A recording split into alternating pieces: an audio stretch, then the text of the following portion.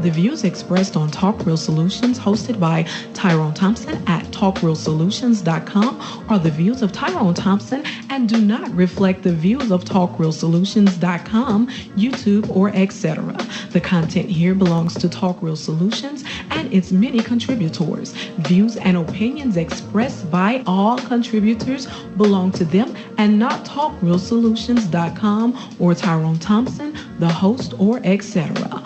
All data and information provided on the site is for informational purposes only. Talk Real Solutions makes no representations as to accuracy, completeness, correctness, suitability, or validity of any information on this site and will not be liable for any errors, omissions, or delays in this information or any losses, injuries, or damages arising from its display or use. All information is provided on an as-is basis.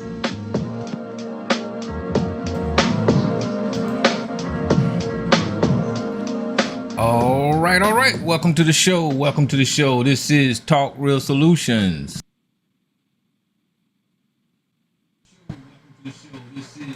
And today is, what is today? It's February the 23rd, 2023. We're winding down on Black History Month, guys. I hope y'all use this time wisely. And, you paid attention to your culture a little bit more. Learned a couple of new things if you could. And, just paid attention to the country in general when it comes to our community and where we're at presently. It's just a reminder of things that we go through in this country, in our culture, how our country treats us. It's a struggle. But, it's a struggle worth having, I believe. And I'm trying to get this picture right. I don't know. It'll be all right. It's a struggle worth having. And just don't just use these 30 days to recognize and memorialize who we are and where we come from. Continue it the 365 days a year. That's why I try to keep having these conversations all the time, because it's important to keep the conversation up front about who we are, what we represent, and oh Lord, I'm messing with this thing. And where you at? Okay, there you go. Yeah, who we are, who we represent, and so we can tell future generations the importance of embracing who we are. A lot of people on this show, there's some confusion going on about our culture. There's some anger. There's some disappointment. But most of all, to be honest with you, I see us embracing who we are for the greater degree. Just those dissenting voices about people who's criticizing their own people for just like BS. They're loud. But they're not the majority. The majority is me and you and people who know who we are and don't hate ourselves, and we embrace our culture and we embrace who we are. So just continue to do that. And I want to invite you to go to the website, TalkRealSolutions.com, and on there you'll find the 3-point plan to Black empowerment and financial freedom. It has 3 points. The first point is to get together with like-minded people. The second point is to stop all unnecessary spending and save your money. The third point is, as a unit, invest or save your money in a verified and trusted institution. A great goal would be for you to open a Black-owned business. And right above the 3-point plan, you have a link to African American-owned banks and credit unions. We could all start moving our money to these institutions to start practicing group economics today. And check out the rest of the links and articles on the website. That's where we'll be getting the news stories from tonight, if we get around to them. I don't know. These conversations just go different places. and it's all good, long as y'all are being entertained and getting something out of it. So that's where we'll be getting news stories from tonight. And you can follow along on the website, or you can follow along on YouTube and Facebook when I post the links, and you can click on the links and go to the website and follow there. If you want to call in to the show tonight, you can call in to the conference call at 1-77908-1834, and the access code is 917324. And I'll get you on the line, and you can join the conversation. You can submit any comments, requests, or just give your opinion about whatever we're talking about here. And we'll make it hopefully an entertaining show. So once again, welcome and happy Black History Month. My name is Tyrone Thompson, and I try to keep you guys entertained every week. But honestly, it's been kind of a slow week for me, but I've been keeping my eyes open and peeping. It's on social media and seeing what's going on in the news. So I'll give you some of my opinions on what I noticed. Of course, there's a lot of racism. That stuff don't never go anywhere, especially in politics nowadays.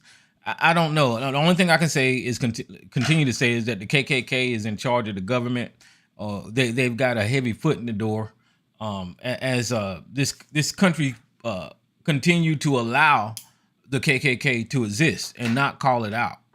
They're not calling it out. They're not dismantling it. They're not trying to get rid of the KKK. They're not trying to do anything. They allow these people to exist in this country, and it makes everybody else's life harder because we have to try to bend over and squeeze around and scoot around all the racism that exists in this country.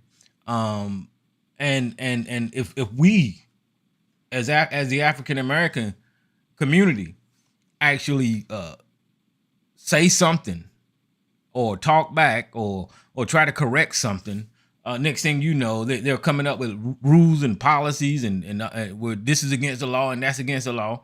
It's the same thing as it was back in the day. As soon as the Black community got their footing and they started doing something, they always came up with a law or a rule to show you how you can't do it or keep you from doing that thing. And I guess y'all saying, what the fuck is Tyrone talking about? Well, it doesn't matter. If you go back in history, right, and you just look at, let's take the sharecropper time, right, where you had the after the emancipation, where Black people in this country own land or could own land technically, and they was given land.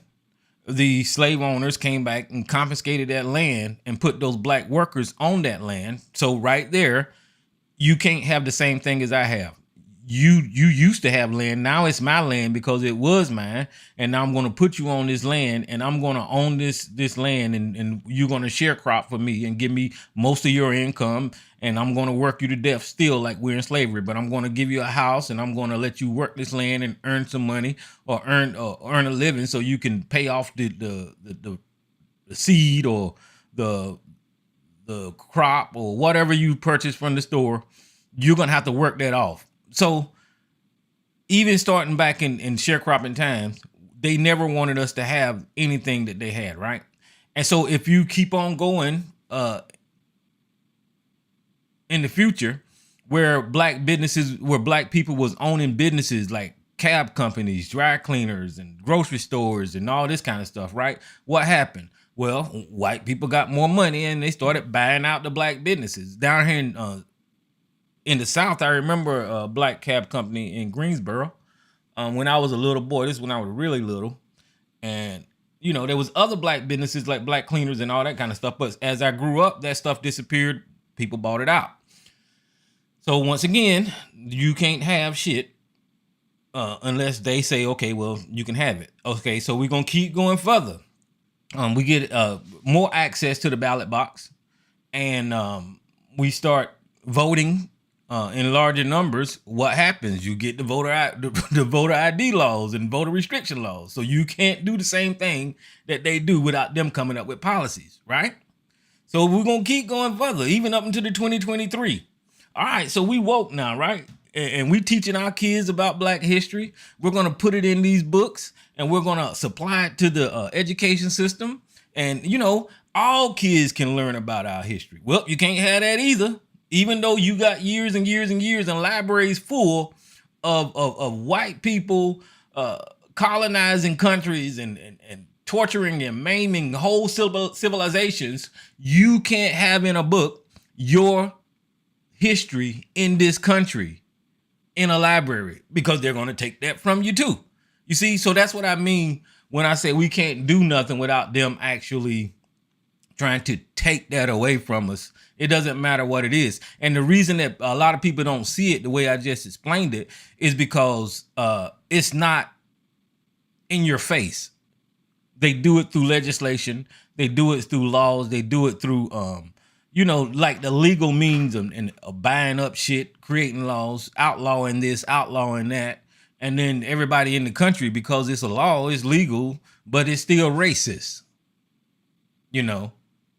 Because the KKK got the power, and the KKK can write whatever rules that they want, and then they change the environment that way. So now we have to find another way to come up with something that is somewhat even try to reach equality in this country, and then they'll take that away from you too.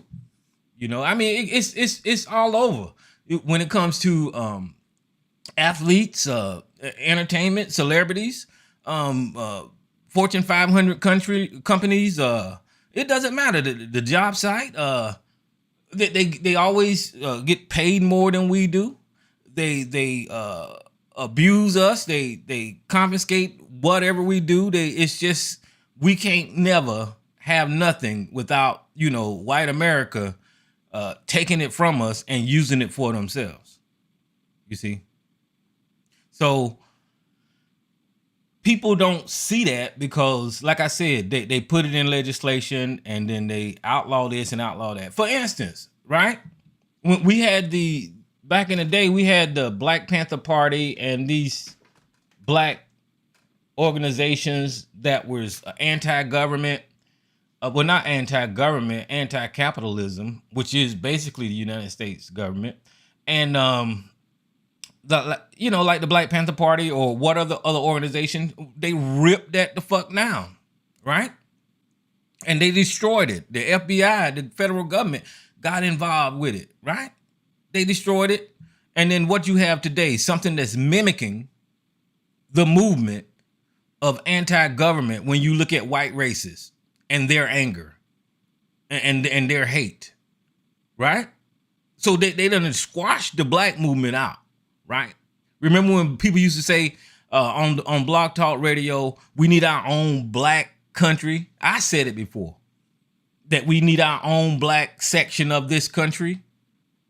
What was Sarge calling here to? You a black separatist. You a black separatist. But look at what they saying now.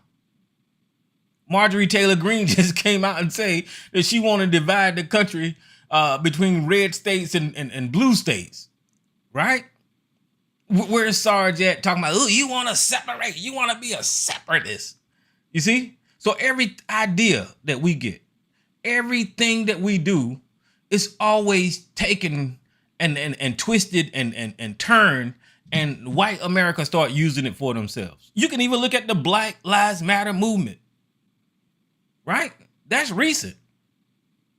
Black Lives Matter because of Trayvon Martin, people like Sandra Bland and Eric Garner, and all of these black people getting killed in the streets of America through black genocide, state-sponsored black genocide.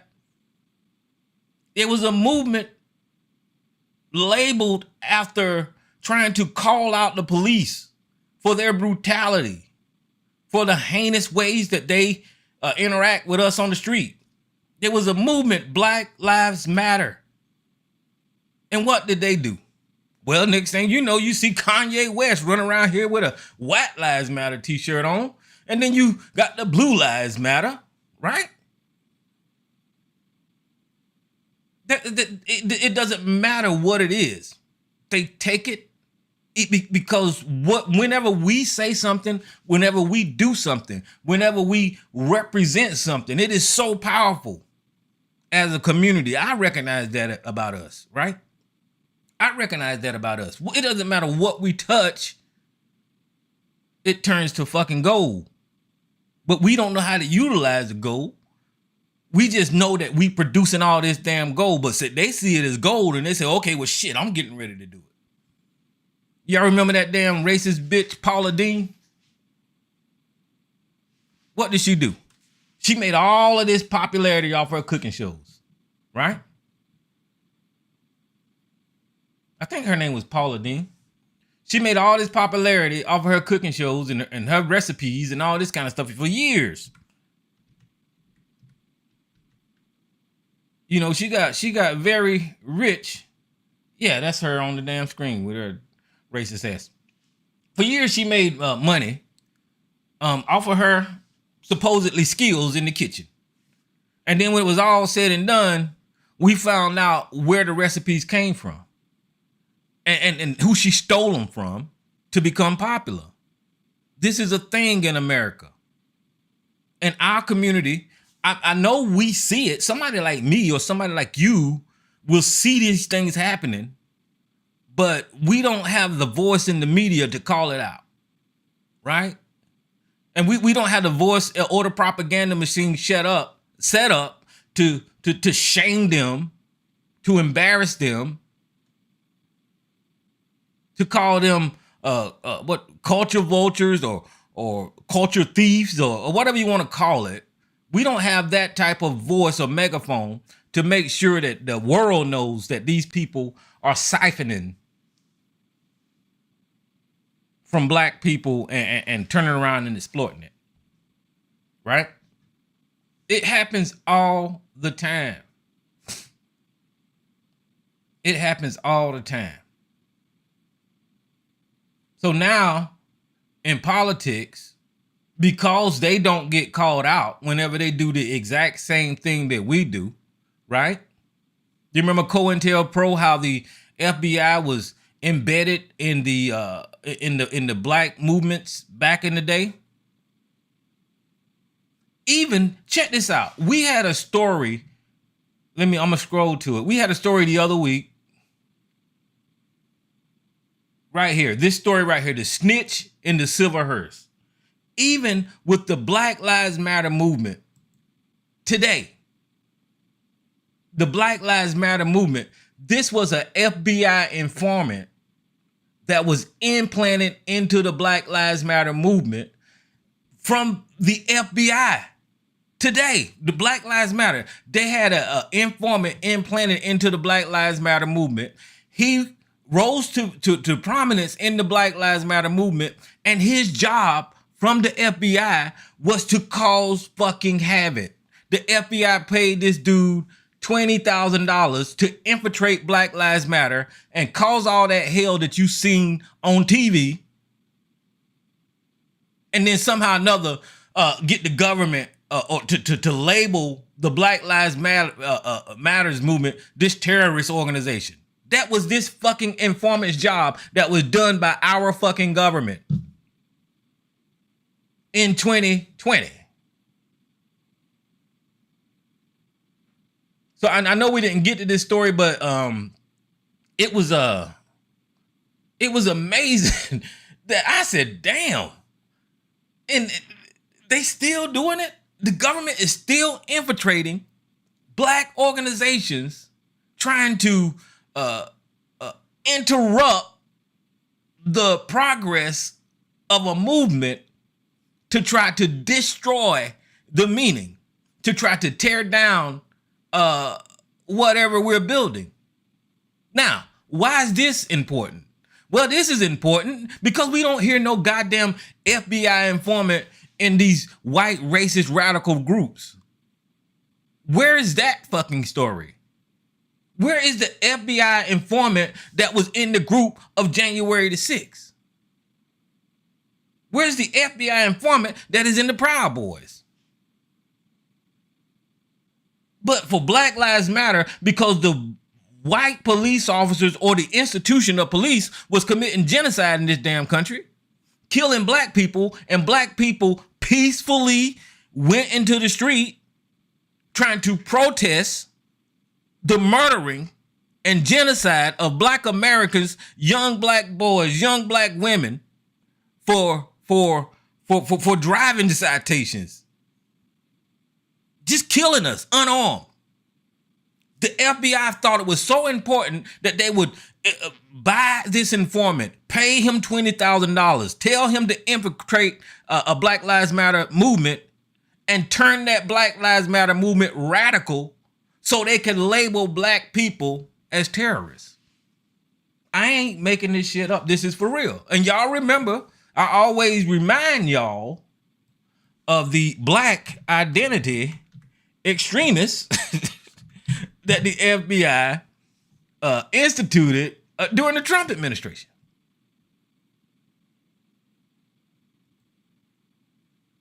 This is the government, the federal government, that has targeted our community and are trying to tell us to shut up and sit down, don't say nothing, or else we're coming full guns, or else we're gonna tear it down. Right? Y'all remember that shit?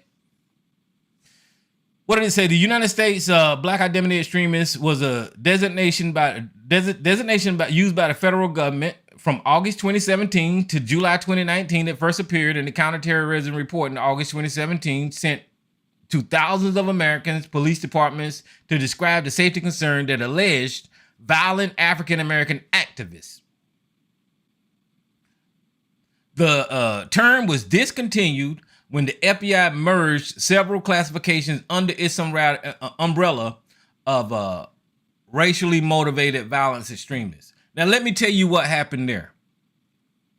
Whenever this document came out, right, and we got a hold of it, we showed y'all what was in it, and everybody was saying that the government is targeting black people. What they did then was they renamed it racially motivated violent extremist movements, and they put like white nationalists up under there, and they put like all these other extremists up under there.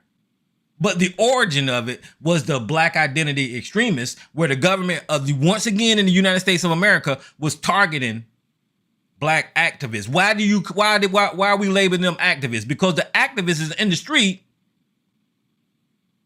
trying to speak for the murdering and the genocide of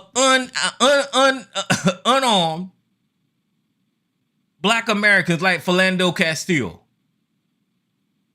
And they calling them activists, right? Instead of writing legislation, right? Instead of spending my tax money on legislation that could fix, defund, if you will, retrain, if you will, these brown coat extremists that wear badges, they want to spend my tax dollars that I'm paying them to listen to me, label me an activist, while I'm paying for my own I'm paying for myself to be fucking investigated.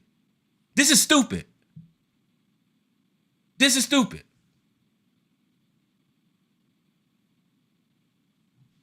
But anyway, I don't even know how I got there, but y'all need to look up this. It's called A Snitch in the Hearse, because he drove a hearse. Y'all need to look at this guy. This is a recent story, and they just did, I think they just released this. There's a podcast out there called Alphabet Boys. This is it right here. It's called Alphabet Boys, and go listen to that podcast. And this guy was a investigative reporter, and he went, after all of this stuff went down, he started interviewing these people, trying to find out, what the motivation was behind this guy, and what happened with the FBI's connection and all that kind of stuff. And it tells the story. It does live interviews, and it's crazy. It's unbelievable. In 2020, during the Black Lives Matter movement. See, this guy right here got caught up on a gun charge because he sold that guy in the hearse a weapon, right? But he was on parole or something. I'll get you unknown call. I see you. He sold the guy in the hearse a weapon or something, and the only thing that came out of that $20,000 paying that FBI informant was this guy getting arrested on selling a gun that he was on parole. But I think it either got dismissed or he didn't spend that much time in jail. But this is the fucking racist piece of shit that infiltrated the Black Lives Matter movement right here. Okay, so let me see who this unknown caller is. All right, who's on the line here? Hi, Tyrone. This is Gigi. What's up, Gigi? I'm sorry to interrupt your show, but you just said it. You just said racist, because I didn't know if people realized that guy that was paid to infiltrate BLM was white. Oh yeah, he was white. That's hilarious. I think that's hilarious. But okay, that's it. All right, thank you. No problem, sis. Yeah, and that's another thing. Okay, so I'm glad Gigi brought that point out, because that's important, right? It's significant because as you look at this anti-woke movement, right? If you look at the Black Lives Matter movement, they were not full of all black people. When the world seen a white police officer put his knee on the neck of Eric Garner, that sparked something else across racial lines.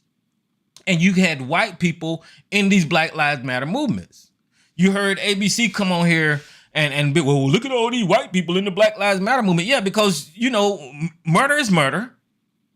And if you're a human, then you don't want to support that. I don't give a shit what your skin color is. So you have white people in these Black Lives Matter movements. And that's why this guy made his way in and was so trusting, because the Black Lives Matter movement was about, you know, tamping down the police, the broken window policies, and all of this kind of stuff, requiring body cams and all of this kind of trying to hold the police accountable, right? And it was multiracial movement. But when you had this guy, somebody like this guy, infiltrate the group and actually try to destroy the group. There's another story about, I think he was an oath keeper, one of those racial groups that would show up to the Black Lives Matter movements in Antifa gear, and I think we got videos of them breaking windows and all this kind of stuff, and then blaming black people and burning down buildings. You know, that's just the way white America does, right? But whenever you got these radical white movements in this country, they're able to do whatever they want to. Not listen, it's 2 fucking years later, and they still haven't locked up all the people for this insurrection, guys. It's 2 years later. And with the cherry on top, you see them on fucking video committing crimes right before your fucking eyes. You see the criminals. You see the terrorists. You see the seditionists. At the highest levels of our government, you see the criminals on tape. We have the text messages. And they still haven't locked these people up. Can you just imagine if that was a black movement? Not only would we be getting the most harshest sentences through the justice system, and it would be on fucking the media 24/7 about how radical African Americans are, about how African Americans don't respect this country, about how, you know, this country offered us everything, and all of a sudden we want to tear it down. Right? You heard that type of rhetoric before. But what do you get from these white racist terrorists in this country? Well, you know, they was just up at the Capitol walking around. We really didn't know that we was going to go commit sedition and overthrow the damn government. That was just an accident. Woo me. I'm sorry. I stumped my toe and now I want to overthrow the government. Get the fuck out of here. You know? And speaking of all this, This stupid lady, Marjorie Taylor Greene, made news. Let me see if I got my Twitter account on here. See what's happening. Nah, I ain't logged in. I don't even know my password and shit either.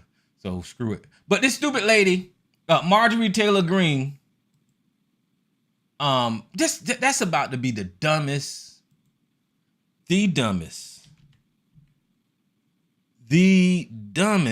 lady. How you spell her damn name? Marjorie. How you spell Marjorie? There she go right there. Now let's see if we can get her. I can't find her tweets. I bet it's probably because I ain't logged in. But I ain't gonna worry about it. But anyway, she tweeted out something.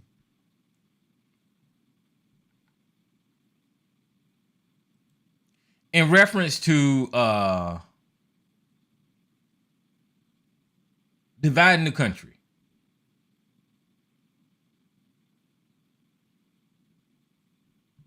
And that was funny. He said, I took office on January the 3rd, 2021. 3 days later, I needed a pardon. That's funny. But anyway, she tweeted out something in reference to having red states and blue states. I downloaded the audio, so I'm gonna let y'all hear it. But it's a long ass audio. I hate listening to her fucking whiny voice. But I think that I'm gonna play it for you guys. And the reason that I'm playing it for you guys is because hold on, I'm trying to do something over here. Is because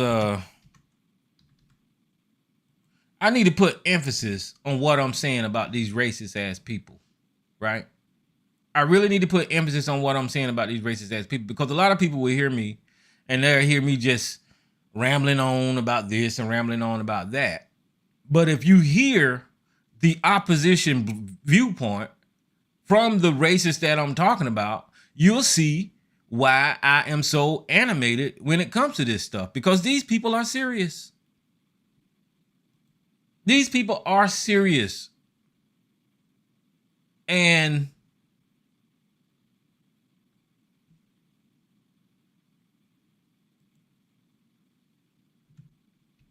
a lot of times, I'm still looking for Marjorie.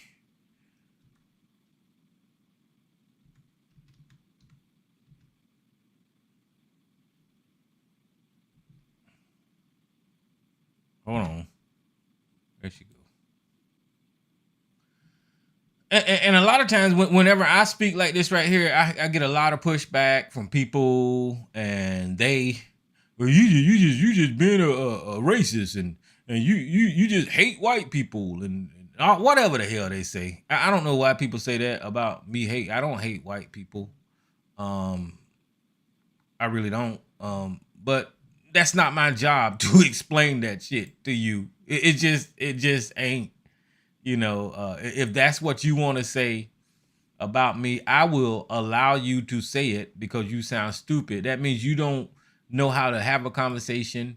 You just take the shortest route and try to. I cannot find that tweet, but I got her Twitter page right here. And I was looking for the tweet that she put out about dividing the damn country. And I think it was a couple of days ago. She said America needs a divorce between the red states and the, in a national divorce, our Department of Defense would defund America's borders. This is part of the series of tweets that she put out regarding this American divorce that she's proposing. So what, you know what I'll do? This is what I do. I'll let y'all hear the audio instead of finding the tweet. and then y'all can listen to this dumb lady say this dumb shit. But first, I got a treat for you. I want to show you how racist this motherfucker is. So I want y'all to listen to Marjorie Taylor Greene. And what you need to get out of this is that whenever you hear this racist speaking, whenever you hear this KKK member speaking, I want y'all to understand that whenever I get opposition from black people, they're saying the same thing that this racist is saying. Sarge is saying the same thing that Marjorie Taylor Greene is going to say. You're going to hear ABC say the same identical thing that this racist white woman say. So I'm going to play this audio and y'all listen to this racist. I don't want our statues taken down in our country. I don't think you remove or erase history. So I do agree those statues shouldn't be taken down. They're part of our history. We should learn from our history. We don't erase it. But that doesn't make me a racist because I say leave the statue up there. If I were black people today and I walked by one of those statues, I would be so proud because I'd say, look how far I have come in this country. Look how far my people have, what they have overcome. And these are good things. Because I'd say, look how far I have come in this. Doesn't make me a racist because I say leave the statue up there. If I were black people today and I walked by one of those statues, I would be so proud because I'd say, look how far I have come in this country. Look how far my people have, what they have overcome. And these are good things. Now, I will say, white people have done things wrong. Yes, they have. There are white people that have done all kinds of things wrong. But guess what? Slavery is over. And the civil rights era, thank God it happened because everyone in this country has equal rights. Black people have equal rights. White people have equal rights. We all do. As Americans, we all have equal rights. I'm going to stand up for white males here. The most mistreated group of people in the United States today are white males. They are blamed for everything. They're the scapegoat. Everything bad in America is because of white men. That's what you're told. That's what the media wants to tell you. That's what the Democrats want to tell you. They want to blame everything on white men because white men are bad and white men are racist and white men want to hold everybody down. They just want to be successful themselves. You know, it's not fair. That is not fair to my father. That is not fair to my brother. That is not fair to my husband, and that is not fair to my son. It is not fair that white men are treated that way. You want to know why? Because it's not true. That is not true. There are so many good white men. Okay, yeah, there's been some yucky ones. Yeah, there's some assholes out there. But guess what? There's assholes of every color. There are some rotten people to the core of every single color and every single race. But it doesn't mean that every single one of them are bad because you want to know what? The majority of white men in this country are good people and they do good things every single day. And they are not against anyone. They are not against black people. They are not against Mexicans. They are not against Asians. They are not trying to do anything bad to anyone. This is the lie the Democrats want black people to believe so they can keep the black vote. That's what all of this is about. They want black people to believe that white people are racist and Republicans are racist and President Trump is a racist so they can keep the black vote. If anything, they're trying to keep the black people in a modern day form of slavery. It's a slavery system to keep their vote. It's all about control. We'll continue on. He says, likewise, despite centuries of exclusion and robust evidence of continuing racism, minority underemployment is often couched in the language of bad choices and personal responsibility. I gotta tell you, anybody's unemployment has to do with bad choices and personal responsibility. And again, that does not have a skin color. I know a ton of white people that are as lazy and sorry and probably worse than black people I know. And I would not hire them because they're lazy and they're sorry and they're pathetic. And that has everything to do with their bad choices and their personal responsibility. That is not a skin color issue either. That's a people issue. Lord, I had to put my earplugs in because I didn't listen to it once a day, and once is enough for me. But let's do some things here, based off of what we just heard. That last one, where she said she knows some black people that is just as some white people that is just as lazy and as sorry as black people. Who say that?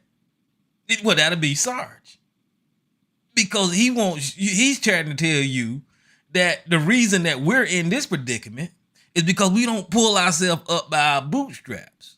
We don't put enough effort into this system. And Marjorie Taylor Greene is blatantly saying, as a sitting congressperson, that black people are lazy and sorry, and it's their own goddamn fault because they lazy and sorry. And then you heard the little audio about the black vote. That kind of touched me, because y'all know what I've been trying to explain to people around here about participating in politics. It's about participating in politics. And here you have this racist KKK member, this terrorist, this fucking seditionist sympathizer telling black people not to vote for Democrats because it's like a slave plantation. Where have we heard that shit before?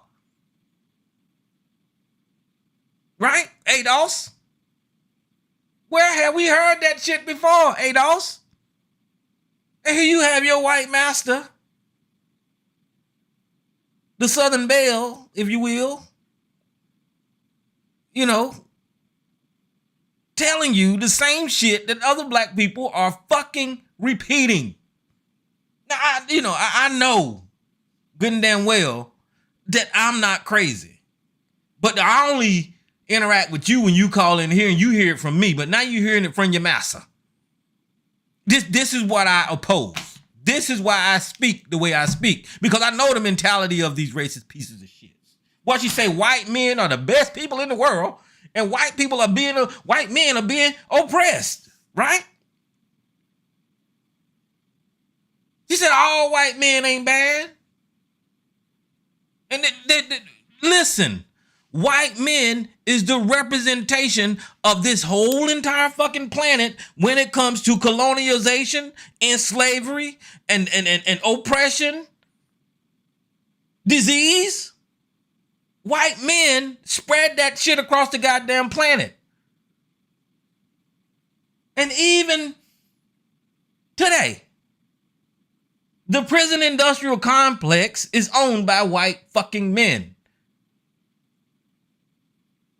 The police in this country is ran by white fucking men.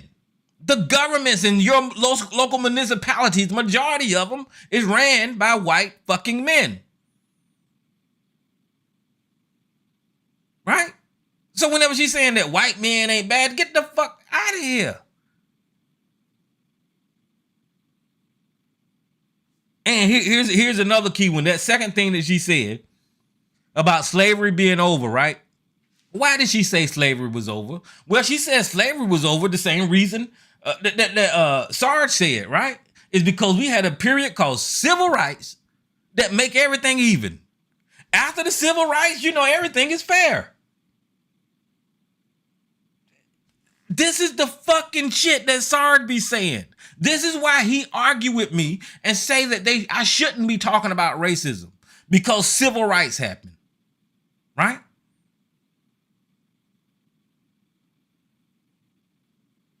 This is the same fucking shit. This is why I speak the way I speak. Because these idiots that call in here and try to argue with me don't even know where the fuck they living at. You so good eating at the white man's table that when somebody like me say whatever the fuck I say, oh shit, your programming is off. There's a glitch in your system. No, I just see what the fuck is in front of my face. And then she said something about the damn statues. She said the statue should stay up. And if I was black, I would look at how much my people has accomplished and leave the statues up and embrace them. Get the fuck out of here. So we supposed to memorialize oppressors, slave traders, and all these vicious people in our past in a statue so our children and future generations can look at them and be reminded of these people being idolized that oppress their people. Get the fuck out of here. But the most key thing about this whole little audio that I played is somebody in this motherfucking country nominated and elected this bitch to serve in Washington. And now she's in charge of more things that will affect you and I. That's the dangerousness of racism in this country. That's why we shouldn't ignore it, because these people should be disqualified. Should be dis-fucking qualified. This lady specifically should be disqualified because now she's promoting sedition. And it's in this audio. I'm not going to play the whole thing, but I'm going to show you why this lady is anti-constitutional, right? Listen to this audio and listen to what she says about her own fucking goddamn country. Hi, Charlie. Thanks for having me on today. Always explain what you meant by the need for a national divorce. Well, it's actually a terrible thing to talk about, but you see, it's sort of like we're in a marriage, the left and the right. Only one side of this marriage has no respect for the other. The left has no respect for the right anymore. The left, they have their different ideologies, their policies, their beliefs that exist in regards to culture, religion, identity. Politics is a major part of their beliefs. They even believe differently than us on how the economy should run, the types of energy that we should all have to use, how hiring practices are done in corporations and businesses with environmental social governance.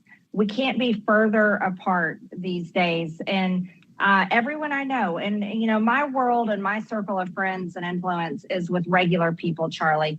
I don't run around. Most of my friends are not politicians, or aren't even involved in politics. They're regular Americans, and they are so sick and tired and fed up with just the beliefs that the left have being shoved down our throats, to the point where they want to make sure that every school child is taught gender lies, that children should be able to change their gender, cutting off body parts. They do not respect our traditional values, our faith.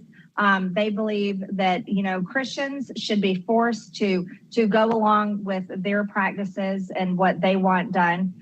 They don't care about people. You know, private businesses want to hire based on characteristics and someone's ability to do the job. Well, no, the Democrats and the left want businesses to have to hire based on skin color, ethnicity, or even what gender they identify. And it's gotten to a point where we can't even agree on anything anymore, and it is hurting everyone. And people I know are sick and tired of it. Now, we're also in trouble. The federal government is over $34 trillion in debt, and we're on the verge of defaulting on our debt, and the right and left are to blame for that. Well, I think we're getting to a point where we really need to talk about solutions to this problem. We don't want a civil war. That's the last thing we want in our country. As a matter of fact, we want to be able to respect each other and get along, but we also need to do, you know, to really look at major changes to fix our problems. What does a national divorce look like in your estimation? Well, a national divorce is not a civil war. It's actually separating by red states and blue states, and making state rights and state power a lot stronger than it is right now.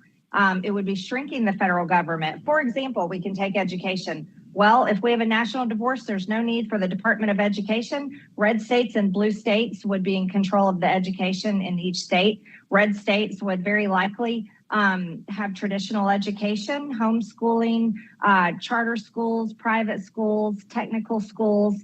They would not allow any type of gender lies being taught in their schools. LGBTQ woke teachers would be fired and not allowed to teach there. They would allow parents to be able to choose the curriculum. All All right, so I'm gonna pause her because I think this audio is about 16 minutes long. I'm not gonna play the whole thing. I think you got the gist of what she was saying about separating the United States between red states and blue states. First of all, that's unconstitutional. That is the secession. I don't give a shit how much these fucking rednecks and pro-constitution people tell you that you can succeed as a state in the United States of America. That's a fucking lie. As a matter of fact, I looked it up, and there was a court decision, Texas versus White in 1869, ruling that a state cannot succeed from the goddamn United States of America. So I see Sarge is in the chat room, so I ain't trying to get in this debate with you, nigga. Just understand that it's unconstitutional what this bitch is saying. So what I'm gonna do is let me share this screen right quick. Right here. It's Texas versus White. That was the decision saying that you can't secede from the United States of America. Let me see if I can get a more detailed view of what this is. All right, so here it is. It's Texas versus White. A case was argued before the United States Supreme Court in 1869. The case involved the claim that Reconstruction government of Texas and the United States bonds owned by Texas since the 1850s had been legally sold by the Confederate state legislature during the American Civil War. The state filed a suit directly with the United States Supreme Court, under which the United States Constitution retains original jurisdiction on certain cases in which the state is a party. In accepting the original jurisdiction, the court ruled that, legally speaking, Texas had remained a United States state ever since it joined the Union. So it was already a state, so they can't secede. Despite of its joining the Confederacy States of America and its being under military rule at the time of the decision, in deciding the merits on the bond issue, the court further held that the Constitution did not permit states from unilaterally secede from the United States, and that the ordinances of secession. Okay, so basically, whenever Texas joined the fucking Confederate, it was still part of the goddamn Union. And then just because you joined the fucking bad guys, that don't mean that you seceded from the United States of America. That means that you just had your state do something that was fucking legal, right? Up under the Constitution, Texas was still under the United States of America.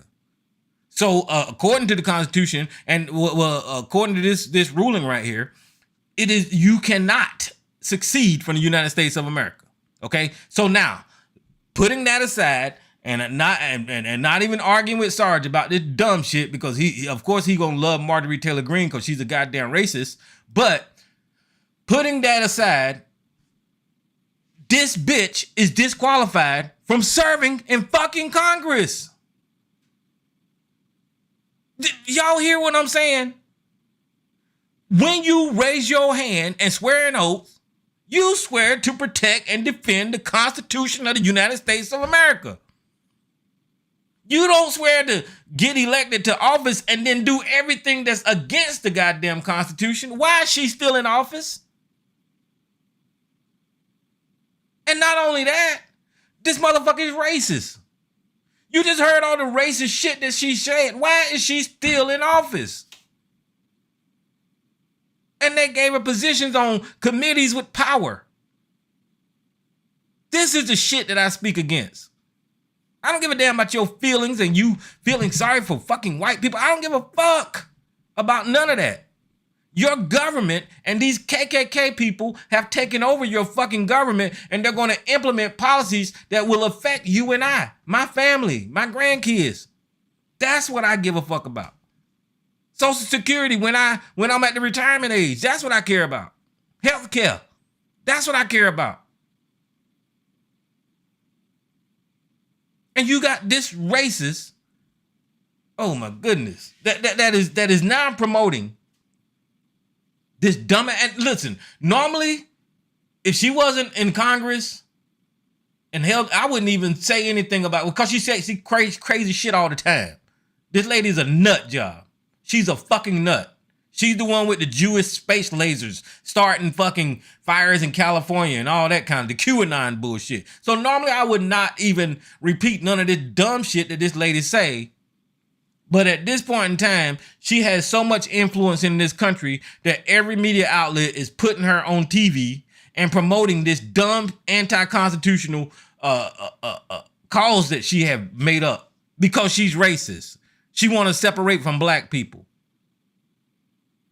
Well, first of all, she's in the wrong state to do that because Georgia is not going to be one of them red states. It just isn't. And it's not going to work any goddamn way. I just wanted to point out how fucking idiotic this crazy lady is.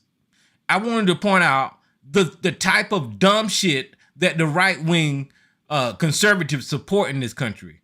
I wanted to also point out why these people should not be in charge of goat herding. These people should not be in charge of dog catching.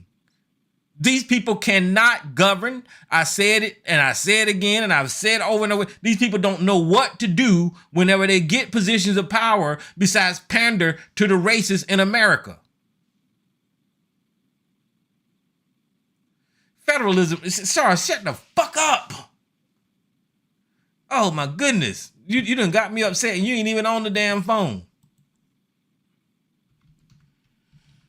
Oh God. Ooh, let me calm down.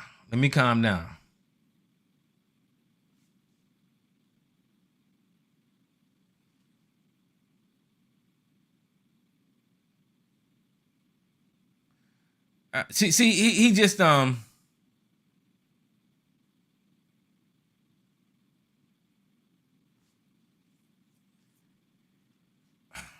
if you want to be a Federalist, Sarge, call in, Sarge. I ain't got time to be looking at your damn chats.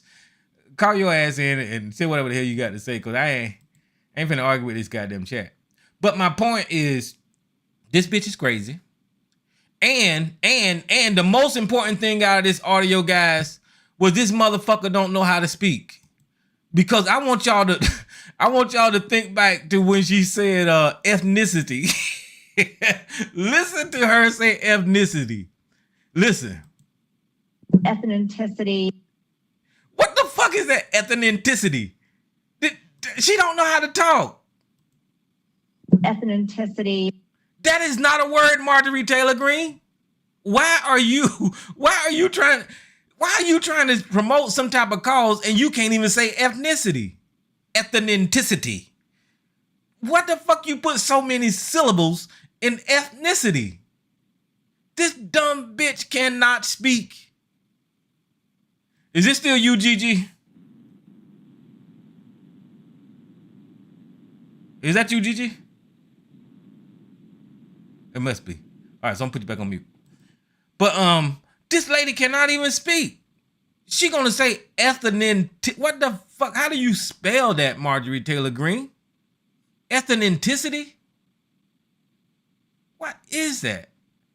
And my point with saying that is because if you can't pronounce if you can't speak properly and you can't pronounce simple words, why did people allow you to rise to power and govern? I don't understand it. But she ain't nothing but a check mark for the corporations and for racists and for whatever authoritarian type style government that they're trying to implement. But the funny thing is about these people, right? They're all against the government. They're all against whatever, socialism, right? They're all against all that kind of stuff, right? But look at her fucking job. Look at her job. She's in a socialist system as the people of the United States pay for her fucking Medicaid or for her medical care. As the people of the United States pay her check. She's in a socialist goddamn system and she's enjoying every fucking minute of it. Right? As we pay her fucking bills, she want to go promote some type of plan to cut half of us off. She want to take our money and promote this divisive type of policy in America to pit Americans against Americans, to promote white male leadership, to tell black people that they should be happy that civil rights happened, to try to promote the statues going back up or whatever. This racist motherfucker is getting our money and at the same time being fucking divisive, you know. So this is why I can't fuck with these people from the right. These people like Sarge and ABC, they done lost their damn minds, guys, because they can't see the forest for the trees. But I told y'all, it's that corrupted slave gene that is in these guys. That somehow or another epigenetics. I don't know if y'all remember me talking about that. How trauma gets passed down through your DNA, through generations, and they got that whole being submissive to massa DNA in them, and they can't they can't get past it. And this is what you hear coming from these guys. All right, so I'm gonna shut up. Miss Elisa, welcome to the show. How you doing tonight?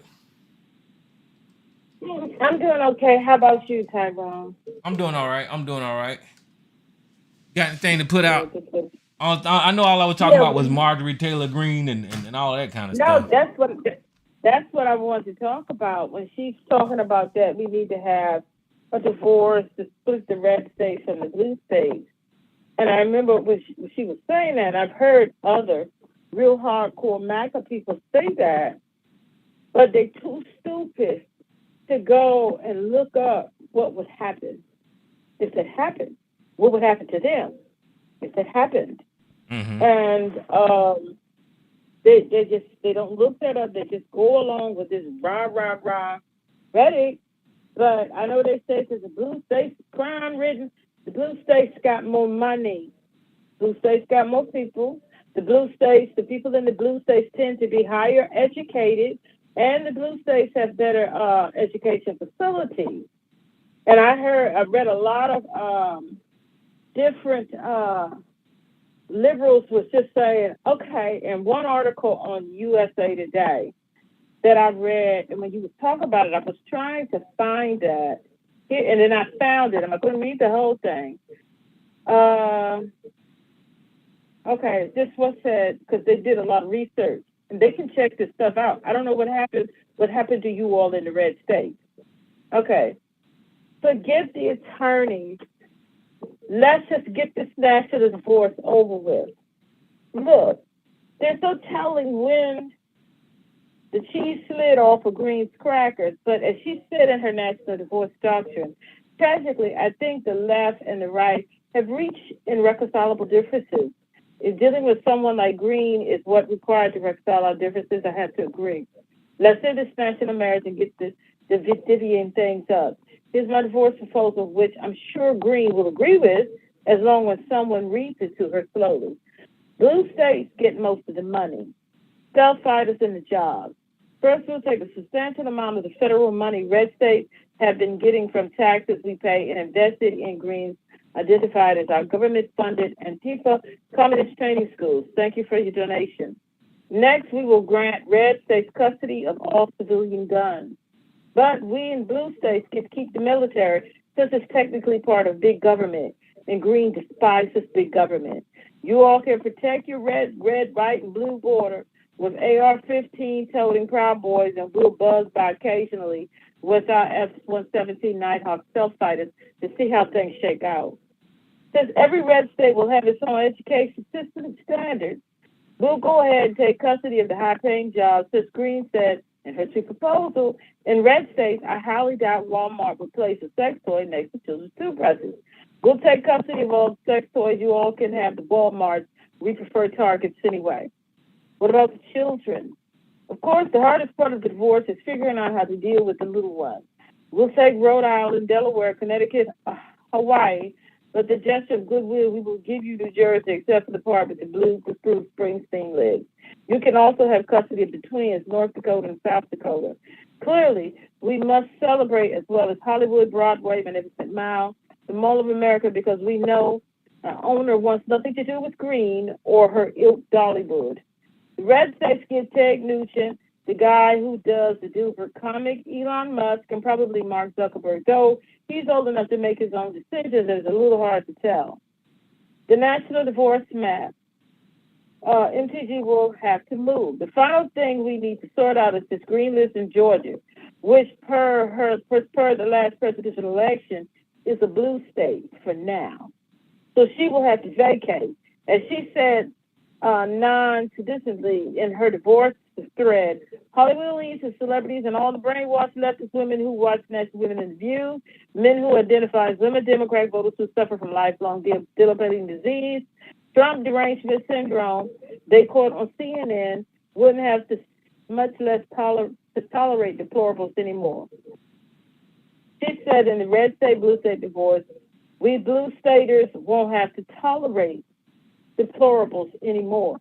The red states will go broke.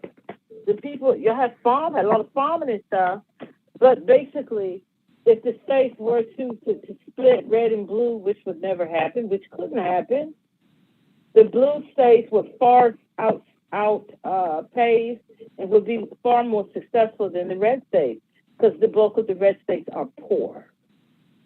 The bulk of the taxes that's being paid into the federal tally is done by blue states. Blue states have higher education, better educational facilities. So people sit and listen to this garbage. Blue states would have to see about getting food, like farm food and things like that. But because we pay the most of the taxes, we could just go ahead and claim just about everything to do with the federal government, like they said with the military. And everything, blue states could claim it all. So when people sit back and listen to this foolishness, and like they said, Georgia's blue, I'm called Georgia magenta for right now. Georgia's not a blue state. Georgia turned blue, but Georgia's still very red. So, but while they're blue, she would have to get the hell out of Georgia until they turn back red. The whole thing is just absolutely ridiculous. And then when you hear the Republicans talking about that the leftists and the left and the right and the leftists, they're the ones who are doing so much divide of this country. They're the ones that is causing the divide in this country. They're the ones that has an uptick. Donald Trump came in and they were always like that. But he came in and put a number on these people. And everybody is absolutely crazy. The red states would not be able to survive without the blue states. The blue states, and I hate to say this, carry the red states. So what is she talking about? Divide so they can homeschool and do charter school? Well, you can homeschool right now. You don't have to send your children to public school. Everybody in the red state can homeschool if they so choose. If you don't like what you're seeing on television, if you don't like any of the theater, the movie, the arts, don't have anything to do with it. If you don't like science, do not go to the doctor. If you don't like anything that's moving forward, then plant your ass, your mind, your children, your family back in the 1940s and 50s, and let's just see how that works out for you. The whole thing is absolutely stupid. And then the thing with these red states, they want to push their religion off on everybody. Right. And that right there will take you back to, if they were to really if they was to be able to bring religion back into the school and put religion and God first, hell, we might as well just all jump in a time machine and head on back to the Crusades. Because that's what's going to happen. All over again. People fighting over religious wars and over foolishness. So when you hear, how is this woman still in Congress? They stripped her of all of her committees, and she's just there running her mouth. And a couple of weeks ago, she had the nerve to say that she feels that she's not getting paid enough. Well, you're not doing anything. You're just showing up, running your mouth. That's all this idiotic, silly woman. And these people will probably vote, hopefully they won't, but will probably vote her back in. It's just absolutely, and you don't hear any of them, but they want to talk about that. The lefties and the Democrats and the even people who are independent, they are traitors and treasonous towards this country. Listen to this foolishness that this woman is trying to talk, and she's trying to put God first. The United States has taken the United States has always been, the experiment has always been not, never lived up to what they claimed it to be. Never lived up to that. But the United States, the experiment is on the verge of crumbling right now because stupid, idiotic people who don't want to move forward, who don't want to push forward, who does not believe in change, and who is stubborn to change and want to remain in some type of era that should no longer exist, is about to cause it to crumble down, hanging on by thread, and they're about to tear it down. And just like I love that, that's what I really love that movie, Don't Look Up, about that asteroid on Netflix. And they were telling the people to just ignore it. Don't look up, don't look up. And damn asteroid about to tear up the planet. But they're telling you, and this is the type of foolishness that they're feeding a certain segment of America, and you're about to destroy it. And that's why that movie that was so on point. You're about to destroy this here thing because you want things, idiotic things, your way, and you don't believe in being progressive, and you don't believe in moving forward. You don't believe in change. You want to stay stuck in a past that was awful. Well, for white folks, it probably was good, but it wasn't the greatest for white women. So it wasn't great for everybody. The past was not great for women and for all other people who are all other people of color. But they want to go back there. And so when it was terrific, white men could do whatever they want to do to whomever they wanted to do it. They could boss whomever they want to. And they was just completely, no one could do or say anything. They were the rules. They were what you had to go by. And they're being persecuted because people of color and women said, well, no, y'all not going to rule and run everything, and y'all not going to be the end-all, y'all not the standard. We want a piece of this pie, and we want to be able to do the things that we want to do. So they feel as though they're being persecuted. That's a dumbass woman, and anybody who follows her and thinks like her is a dumbass. They want to go back to when white men ruled. Well, they still do. They're still ruling everything. But they want to go back to when white men ruled, and you could not say anything, do anything. It's just was the status quo. And they want to go back to that. That is what so they're being persecuted because they can't operate how they used to with impunity. That's the problem. So they're being discriminated against. It's absolutely ridiculous when they still running everything. That's the crazy part. But they being discriminated against. That's all I got, Tyrone. This is the foolishness that's going on.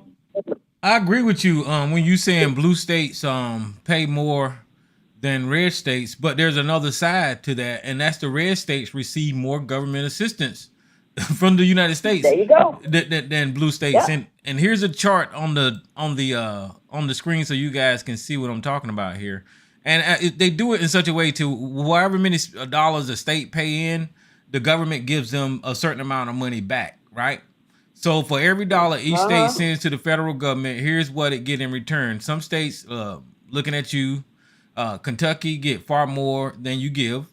At the other end of the stream, Connecticut gives 89 cents of every dollar it pays in taxes. Some portions of the dollars received from the deficit financing not paid in taxes. But here's the point. This is the chart showing what they get back from the government for every dollar that they pay in. But you can see these blue states where they're paying 90, whatever, they only getting 89 cents back for whatever they pay, right? And this is the dollar amount. And then whenever you see the red states, whenever they pay whatever they pay, they actually, if they pay $1, they getting $1.24 back. If one of the blue state pay 97 cents or under $1, they get 97 cents back. And then over here, if they pay $2, they getting 207. If they pay $2, about $2.50, they getting 289. Basically, they getting a bigger return from the government for paying into the government. They're giving the red states more help than they're actually giving the blue states. And that's because the blue states is making more revenue than the red states, and they're actually paying more into the federal government than the red states. So people look at this and say, well, the blue states is holding up the red states. No, I wouldn't look at it like that. You just got to look at I'm gonna say demographics and access to resources and jobs and all that kind of stuff. But the point is, the whole idea of separating the red states and blue states, the red states would fall on their fucking ass, period. They would financially. So and just even going down that road is stupid. Because what Marjorie Taylor Greene is promoting is sedition. Because here's a law right here, a U.S. Code 2384. It says if two or more persons in the United States territory or in any place subject to its jurisdiction in the United States conspire to overthrow, put down, or destroy by force the government of the United States, or levy war against them, or to oppose by force authority thereof, or force to prevent, hinder, or delay the execution of any law in the United States, or by force seize, take, or possess any property of the United States contrary to the authority thereof, they shall be fined under the this title and imprisoned for not more than 20 years. So what Marjorie Taylor Greene is doing is promoting everything opposite of the United States of America, and she's committing sedition because she's trying to promote something other than the United States of American government, and she's committing sedition on one hand. Plus, like I told you about that Terry Texas versus White, where the Supreme Court's decision was already made and said that secession is outlawed. So I don't even know why the Republicans is not even the Republicans. Why is the media entertaining this? Why aren't people just saying that this lady is a bag of nuts and she don't even know her own job, and she do not have the she shouldn't because she's not living up to her oath, she shouldn't even hold that position. This should disqualify her, is my point. She should be disqualified from office because of what she just said about separating the United States in two different damn areas of the country. And it's stupid. I would agree with you. It's stupid. Yeah. And she's also pushing, if the states was split, the blue and the red, she's also pushing hunger, like famine. She's pushing that people's poverty. She's pushing the red states is going to fall apart. That's what she's pushing. She's pushing that. And these stupid people are too dumb to get on and just take a look. Just look at the stats. Take a look. If we were to do that, have a split, how would the red states fare?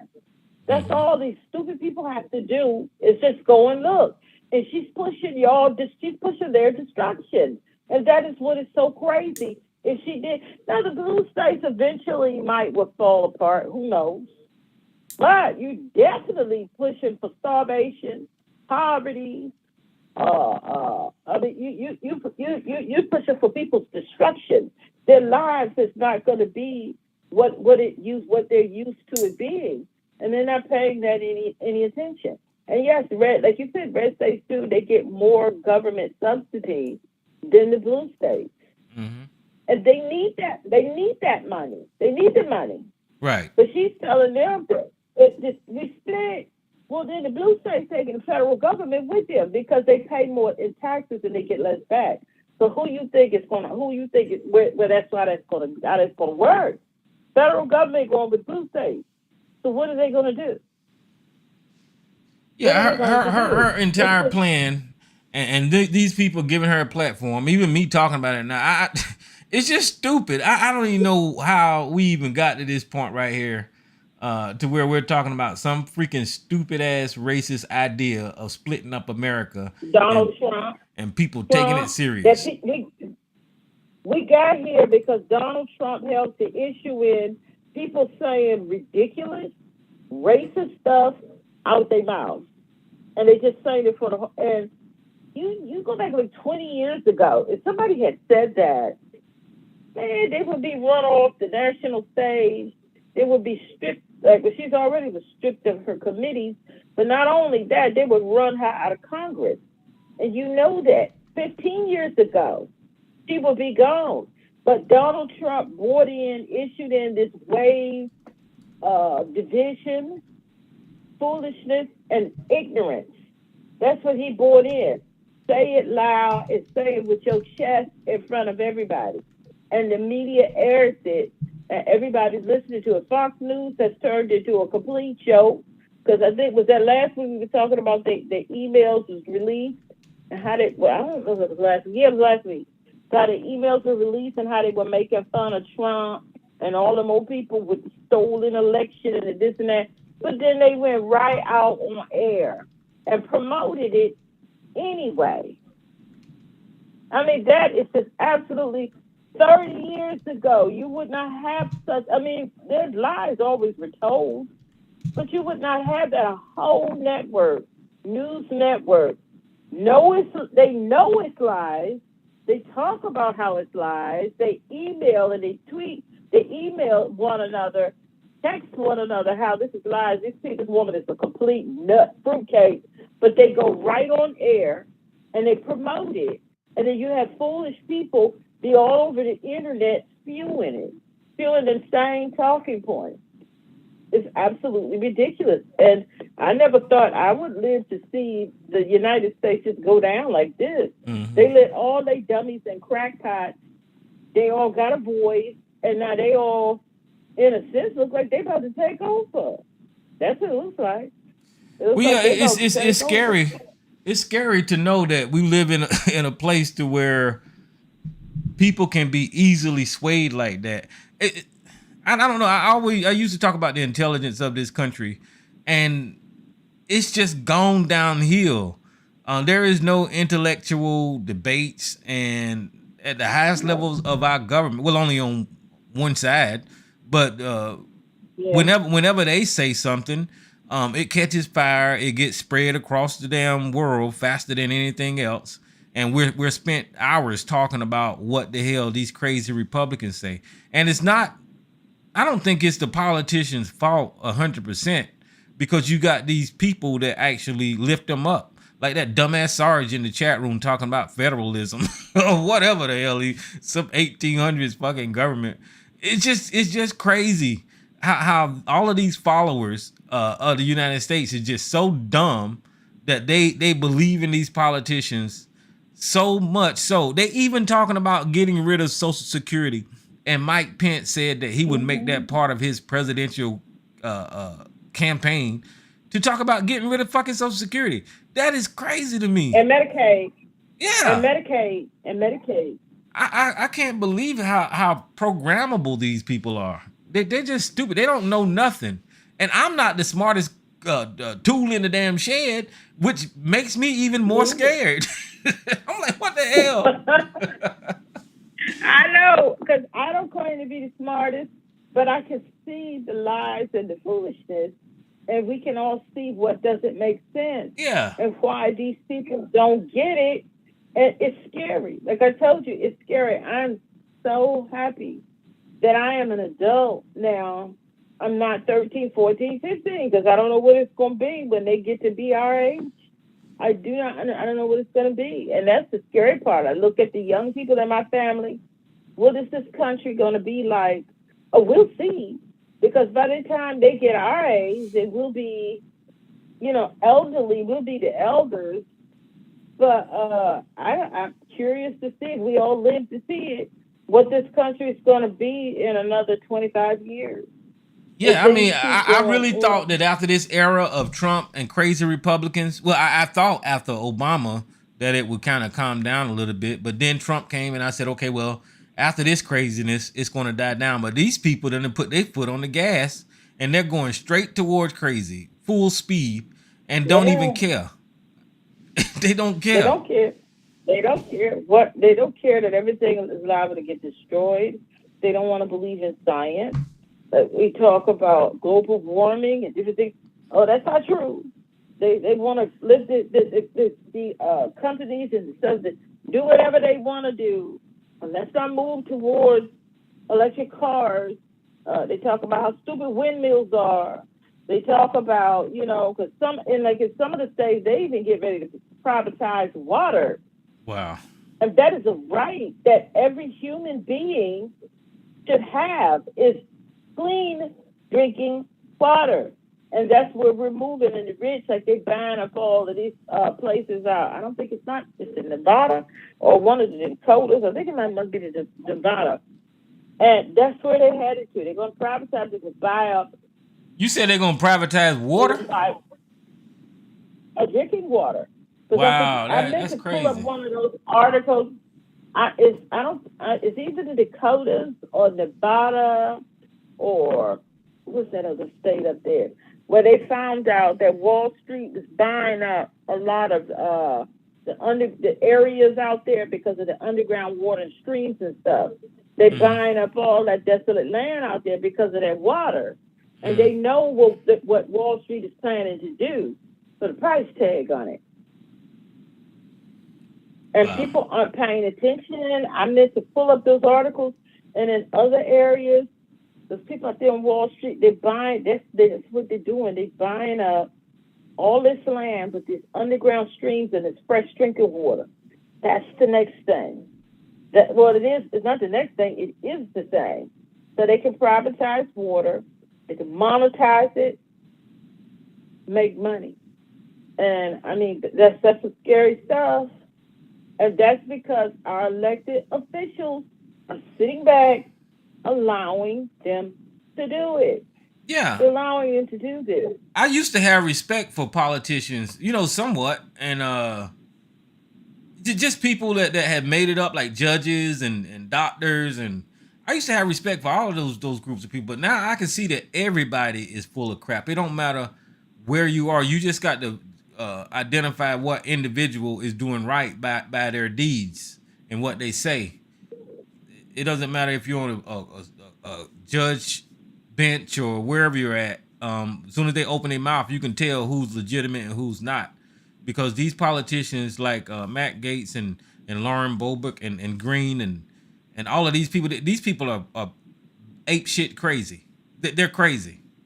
Even like we got this case going on down here in South Carolina where this very famous lawyer, what was his name? Alex. What the hell was that dude name? Alex something. McIntyre or something like that. Let me Google it right quick. I know. You talking about that fool down there in Low Country that killed his family? And yeah. It's a Netflix got Alex a Murdaugh documentary out about that. Murdaugh. Alex Murdaugh, and he had his whole reputation, his family reputation, going back generations to this great lawyer in South Carolina or whatever. And you can see that he done shot up his damn child and his wife, and then now he's sitting on the stand today, lying through his teeth, just lying, crying, and just trying to. I don't know what the hell he's doing. I guess because he think he's a white man, people gonna feel sorry for him. But that's how these people think. Is that they're so privileged that they will go to the most extreme and then expect you to pay sympathy for their fucking white skin. And that's what you see with these crazy ass Republicans up there like Green saying all this stupid ass shit and thinking that she's right because she's white. But as she was promoting white men, you got a white man down here in South Carolina that murdered his whole goddamn family. So this whole thing that she was saying about white men is just stupid. And I don't know why this lady can't say. I don't know why this lady can't say ethnicity. This is funny. Ethnicity. Oh, she's an idiot. Oh, Tyrone, I found the information about the water. Wall Street investment firms buy up rights to scarce water throughout the West. The Colorado River supplies. I'm trying to pull up the whole article. I don't know why I won't pull up the whole. Well, the Colorado River supplies water to 40 million people throughout the West, but its once mighty flow is shrinking due to a mega drought. So some farmers and regional officials are concerned about the possibility of water speculation igniting a new round of conflict and time-changing climate. This is not allowing me to pull up. Oh, here's another one. Okay. Following is one of the most comprehensive overviews of bottled water issue, which includes backdoor grab in one area, the largest bullies and the spoilers to watch out for. A disturbing trend is the water sector accelerating worldwide. Wait a minute, because let me find it. Hold on, because this one won't pull up from water. Okay, all right. And see, everybody want to charge you to read the articles, the Los Angeles Yeah, that's some Times, and BS. all of that. It sure is. Seven best. Wait a minute, and all of these is trying to charge. And normally, I look for. Try to look for articles. Wait, are you on your computer on Chrome or something like that? No, I'm just on Google because there's a lot of articles. But normally, I pull up the one with Reuters and a bunch of them. Well, yeah, Anyway, but what I was going to tell you is that those websites, those newspaper sites that charge you, if you go in there and clear out your cookies, they'll give you those free reads again. So just. Oh, well, okay, well, I'll do that. Yeah. Well, anyway, anybody who's listening or might be listening later, check into it. Wall Street is out there buying up out in Colorado, different places like that. They buying up all that land because they're trying to get that fresh water and them streams. Well, see, that's what they're doing down in Mexico.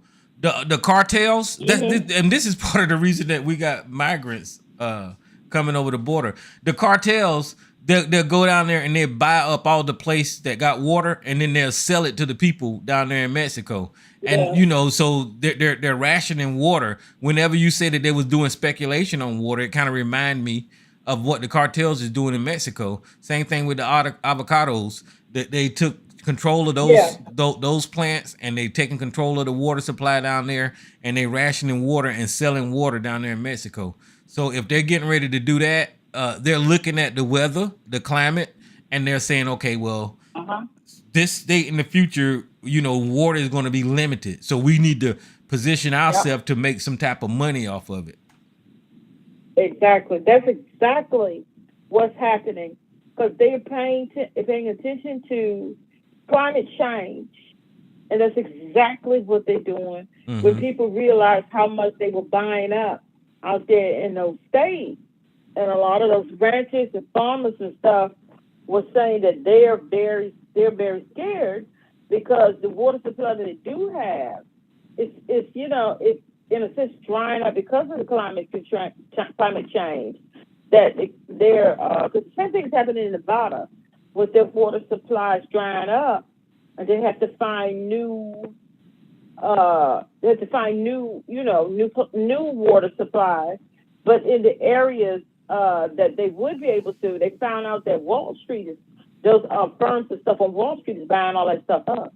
They're gonna put a price tag on it. That's scary. When I heard that, when I was reading about that was going on in some of the states, and I would suspect it's probably going on in more states than we know. It's just that they have brought up so much already that the people out there, they're really. But what can they do? I don't know what they can do. That's if politics like to handle. I think that might be illegal for them to do that. Now I could be wrong, but the reason that I say that is because whenever they made people go on public water, that's supposed to be like a right for you to have access to water. So if they're trying to privatize it for their citizens, I think that might be illegal, not unless they found some type of law to work around that. Well, I'm sure that's why they stopped. The fact that they're buying up. Yeah, that's why they stopped us from digging wells, our own water, or so in some places they won't let you catch rainwater because the government's supposed to take care of that basic need, which is why Brett Favre need to go to damn jail because of the Mississippi BS of their water, and they were stealing money from that whole system down there, and people are just crooks in this damn country. That's it. I don't know. Yeah, they are. They are, but Tyrone, the fact that they're buying it up, they probably already have a loophole then a lot of them, they have politicians in their pocket and stuff that they're able to do that. They wouldn't be buying it up in droves if they didn't already have a way to be able to do it. And that's scary. That kind of stuff is going to probably start here in the United States. But when it comes to these politicians, they let these big companies and the 2%, these rich people, basically they let them do whatever they want to do. That is the reason why a lot of them want to get rid of Social Security, because they don't want to have to fund it anymore. They just don't. They don't want to have to fund or pay taxes to fund Medicaid and stuff anymore. And you got these politicians that they give donations to and fund the different things that they're doing. That's why they go along with it. They don't care about the country. They care about their pocket. And like people keep saying, you got to get politicians in your pocket. That's what the rich people do. And these different funds and stuff that back them, they talk about they don't know if they want to back Trump. But these real rich billionaires, this is what they do. That's what they're doing. You get these people to do their bidding so they don't have to pay a certain amount of taxes. They don't have to fund, like we talk, Social Security, Medicaid, Medicare, and different things like that. They don't want to have to pay taxes and fund that stuff no more. But if you could privatize it, monetize it, they have a way of making money off it before they eventually end up destroying it. But that's where we've always been, with capitalism rules. And I don't think anybody would have a problem with capitalism. I got a big problem with capitalism, but I ain't got no other choice but to live in this system. So I accept it. But I got a huge problem with capitalism. I'm like Bernie Sanders when it comes to that. Well, some of them, they be talking redistribute the wealth. I'm not necessarily there. That would be good, but I'm not necessarily there. I don't care if somebody's going to be rich, wealthy, super wealthy, that's fine. Just pay your fair share of the taxes like everybody else, but they don't want to. Well, that whole redistribution of wealth is a you know how it's just a talking points and extreme talking points when it comes to capitalism, because you know how they say whenever you're talking about abortions that full babies is born and they kill them. There ain't no full babies born and they kill them. So whenever it comes to capitalism, they talking about redistribution of wealth, because they ain't got no other argument besides saying that you're gonna take something that somebody else worked for and give it to somebody else, and that's not even what I wouldn't even want that. You know what I mean? But whenever you're talking about redistribution of wealth, when you look at the medical insurance companies and who got access to medicine, rich people can pay their way to be healthy, while poor people have to sit in these emergency rooms and sometimes not even make it to a hospital and die in the streets. That type of redistribution, or whatever they want to call it, I think is fair for citizens of a country like the United States of America, that everybody should have access to at least good quality health care. So whenever you're talking about a topic like that, that's when they say, well, you want me to pay for somebody else to get, shit, you're paying into a system where this citizen is probably helping contribute to this society. So shit like that. Exactly. According to them, Trump didn't pay as much taxes as the average American. Right. So it's that kind of stuff like that. But yeah, and that's what that's what I was explaining last week about Social Security. It's got a cap on it. So if you make a certain amount of money, then you don't have to pay into the Social Security system. So, and see, that shit is not fair.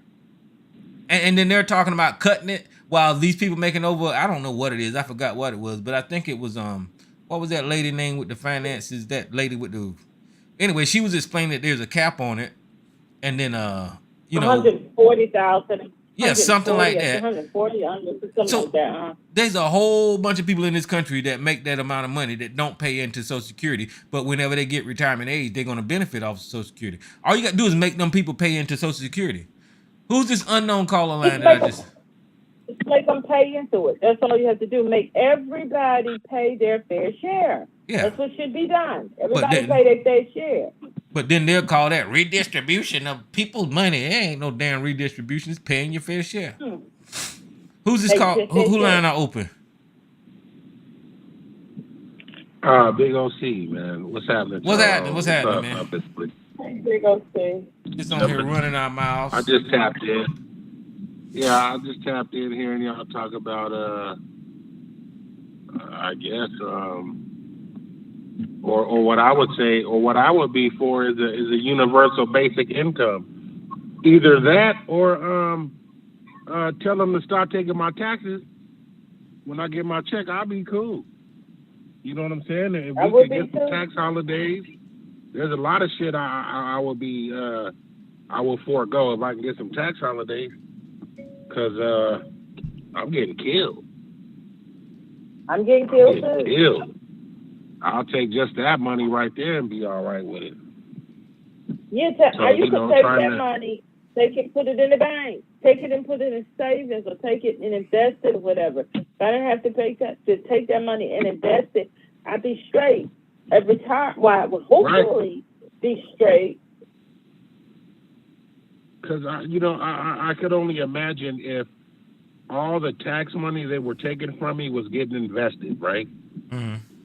Yeah. You know, where they say you're gonna pay these taxes, but we're investing this money. At the end of the day, it's getting invested, and when you're done working, all your tax money that you invested, there's a certain percentage that you're gonna have access to.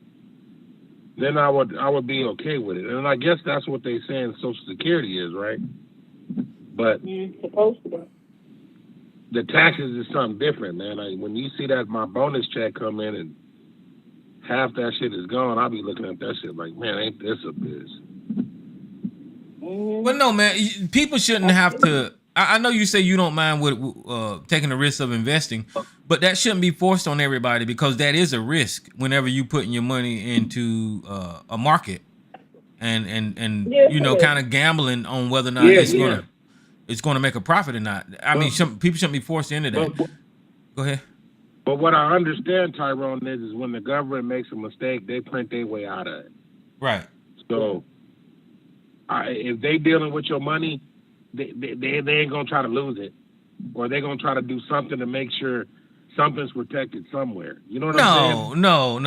Listen, okay, I'm gonna give you a good example of the 401k, which is a great idea, and for workers and investment and retirement investments, right? But whenever the market go bad, you losing money. Period. There's no recomp for that stuff, and whenever the markets do good, you're actually making money, right?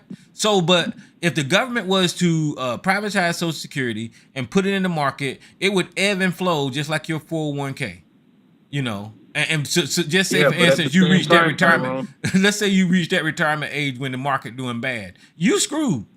You are basically screwed. See, go ahead. All that sounds good until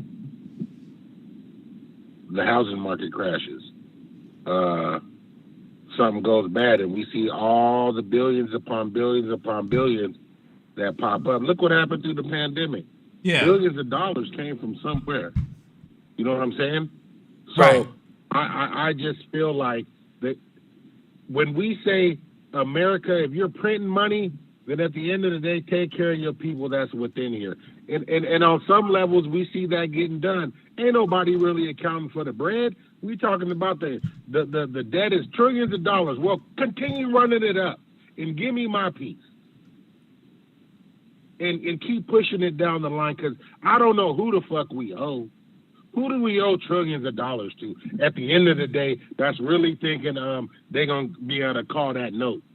You know what I'm saying? It's beginning to be, I understand that's something to talk about, but we've lived long enough to where we can see, damn, the government really could have gave everybody $500 a month, every motherfucking month.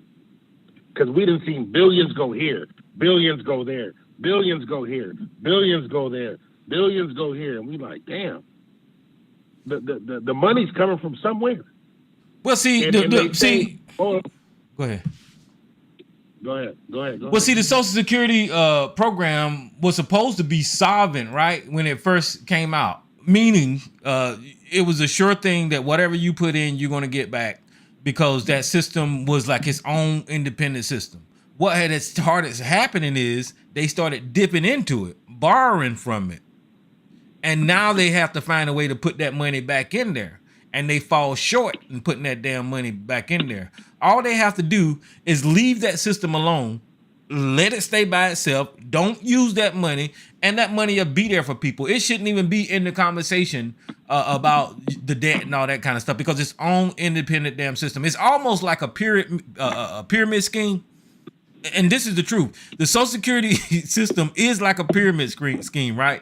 But the difference between a pyramid scheme and the Social Security money is Social Security system is that you always got somebody new coming into that damn system, like every day, every time somebody join the workforce. A pyramid scheme is once you get to your last investor and you can't pay it out because it's a pyramid. Everybody has done and put all they can put into it, and that pyramid collapsed. But the Social Security don't have that cap on it like a pyramid scheme do because there's always somebody new going into the system. But these people use it as a political tool to scare the hell out of people. And let me tell you, okay, y'all gonna get me going. This is who fucking up the system. Who's fucking up the system is the baby boomers. The baby boomers has had the richest time in this damn country coming up. Oh, man, who you telling? Yeah, the baby boomers. And now when the baby boomers is getting ready to like leave this earth, they have fucked up the system so the people after them don't have the same benefits that they have. And then they'll turn around and point their finger at the younger people and say, you should do like I did. Well, you had it fucking easy. And now you got all of those resources that were given to the damn baby boomers is not afforded to later generations. So they're the ones that fucked up the damn system. Prime example. Walking around with student debt. Baby boomers, you was able to bankrupt that shit. So while you went to law school and medical school and all them schools, after them 10 years, you took all them loans, you went and filed bankruptcy, and then started your own practice because you got hip from the people that came before you and told you exactly what to do. Then they get in the office in Congress and they change it up. You can't do it no more. When 401k start, I remember reading shit. That shit is dollar for dollar. You put $1 in, we match you $1. What people gonna do? Motherfuckers 401ks blew the fuck up. But that was that generation. By the time they get to me, I get 3% of the first 3% of the last 2%, capped at this percent. It's like, I don't even get it. I just put a couple dollars in there. You know what I'm saying? I don't see it. But their system, it worked lovely for them. Well, they yeah, but see, thousands of the 401k. But to see, this is the deal though. The student loan program ain't that old. So a whole lot of them either went to school where I ain't gonna say it was free, but it was affordable, right? But the student loan program came into the existence, and I guess it's about 1950s or something like that, right?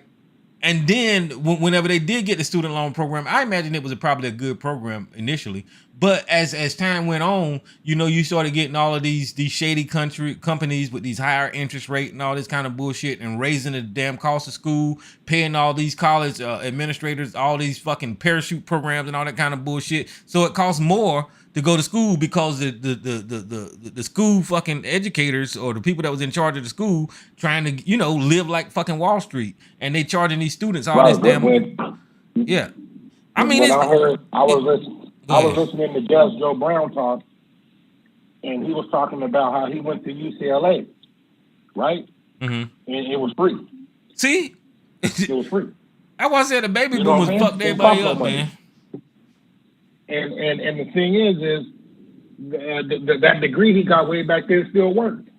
Right. It still hold weight. It hold the same weight as the one that somebody paid $80,000 for. The one he got free hold the same weight. That's what's crazy, and that's once again baby boomers. Yeah, it's crazy. Listen, people working now with regular jobs cannot afford to buy a home. Even if you got 2 jobs, it's going to be very difficult for you to buy a home. A very good home. Yeah, so I mean, at one point in time, one job could buy a house, a car, and feed your damn family all at the same goddamn time with one job. Now you can't even keep the lights on. It got harder to buy a home right around when the pandemic hit and during that time, Mm-hmm. it got even harder to buy a home. Just that little brief period of time that the pandemic was going on, it became the housing market. We're gonna probably have another collapse with that eventually, but housing market, the price, the average family is priced out now. So if you didn't have a home, I mean, you really got to be making some serious cash to be able to afford homes and stuff like that. And like they were talking about certain areas what they were calling affordable housing. They're building affordable housing. But in the area that they were talking about, affordable housing was still starting at $500,000. So that's affordable housing. So the housing market is still ridiculous. It's gotten even more ridiculous. And that's why I said again, I'm glad I'm an adult right now. Yeah, even rent prices is sky high. If I had to rent today, I would faint. I would faint every day I paid my rent. I am not lying. And people say that ain't expensive. Ridiculous. I've heard rent from $1,700 to $2,000 and all that kind of stuff. And I know probably out there where Big OC is, it's probably a lot more than that. But when I hear $1,700 in rent, my next door neighbors pay $4,000 a month. oh God, I just fainted. Yeah, See, I can't do it. It's ridiculous. I know That the is apartment crazy. complex that's near here is starting at the apartment complex that's near here, but like little 1-bedroom. They're real tiny, but real 1-bedroom. They have a little fireplace. It's starting at $2,500, and if you get a loft upstairs, forget it. It's just ridiculous. Rent is pathetic now, and they got everybody priced out of the housing market. Where are people supposed to live? Yeah, Where it's are they crazy. supposed to live? And then whenever they're getting down on this younger generation for doing whatever, I mean, just by that financial stuff that we talked about, the struggle is way much harder than what we went through. And I don't even know what these cats are doing, But It's getting worse. But my thing is look, they pushed it down. The silent generation and the boomers pushed it down on our generation and the older millennials. Hell, just push it down on them. Just push it. Just keep the debt going. Just push it down on them because it was done to us. I mean, I don't know what they're gonna do when they get to be a certain age because it's pathetic. It's really, really pathetic. And the federal government, they do not intend to help the regular people. That they won't make child tax credit permanent, but they still do corporate welfare. yep. Walmart. You know why it goes on a lot? A reason why I think a lot of it persists is because the groups that are getting help, right? The people with money ain't worried about it, right? And then the broke people qualify for everything. Financial aid, Pell Grant, this grant, that grant, this, that, this. So it's really the people in the middle. The people in the middle that, yeah, you make decent money, but I got to pay the mortgage, I got to do the car, I got to do all these other bills. I'm trying to do the right thing and pay everything, send my kids to school, make sure that and that. So it's really you that are the ones that need the help. And it's really that group of people that's getting hit with all this money because broke people, like I said, they qualify for everything. Them kids can go to school for free. There you go. So you don't have that There you huge population of people are not complaining. It's 10%.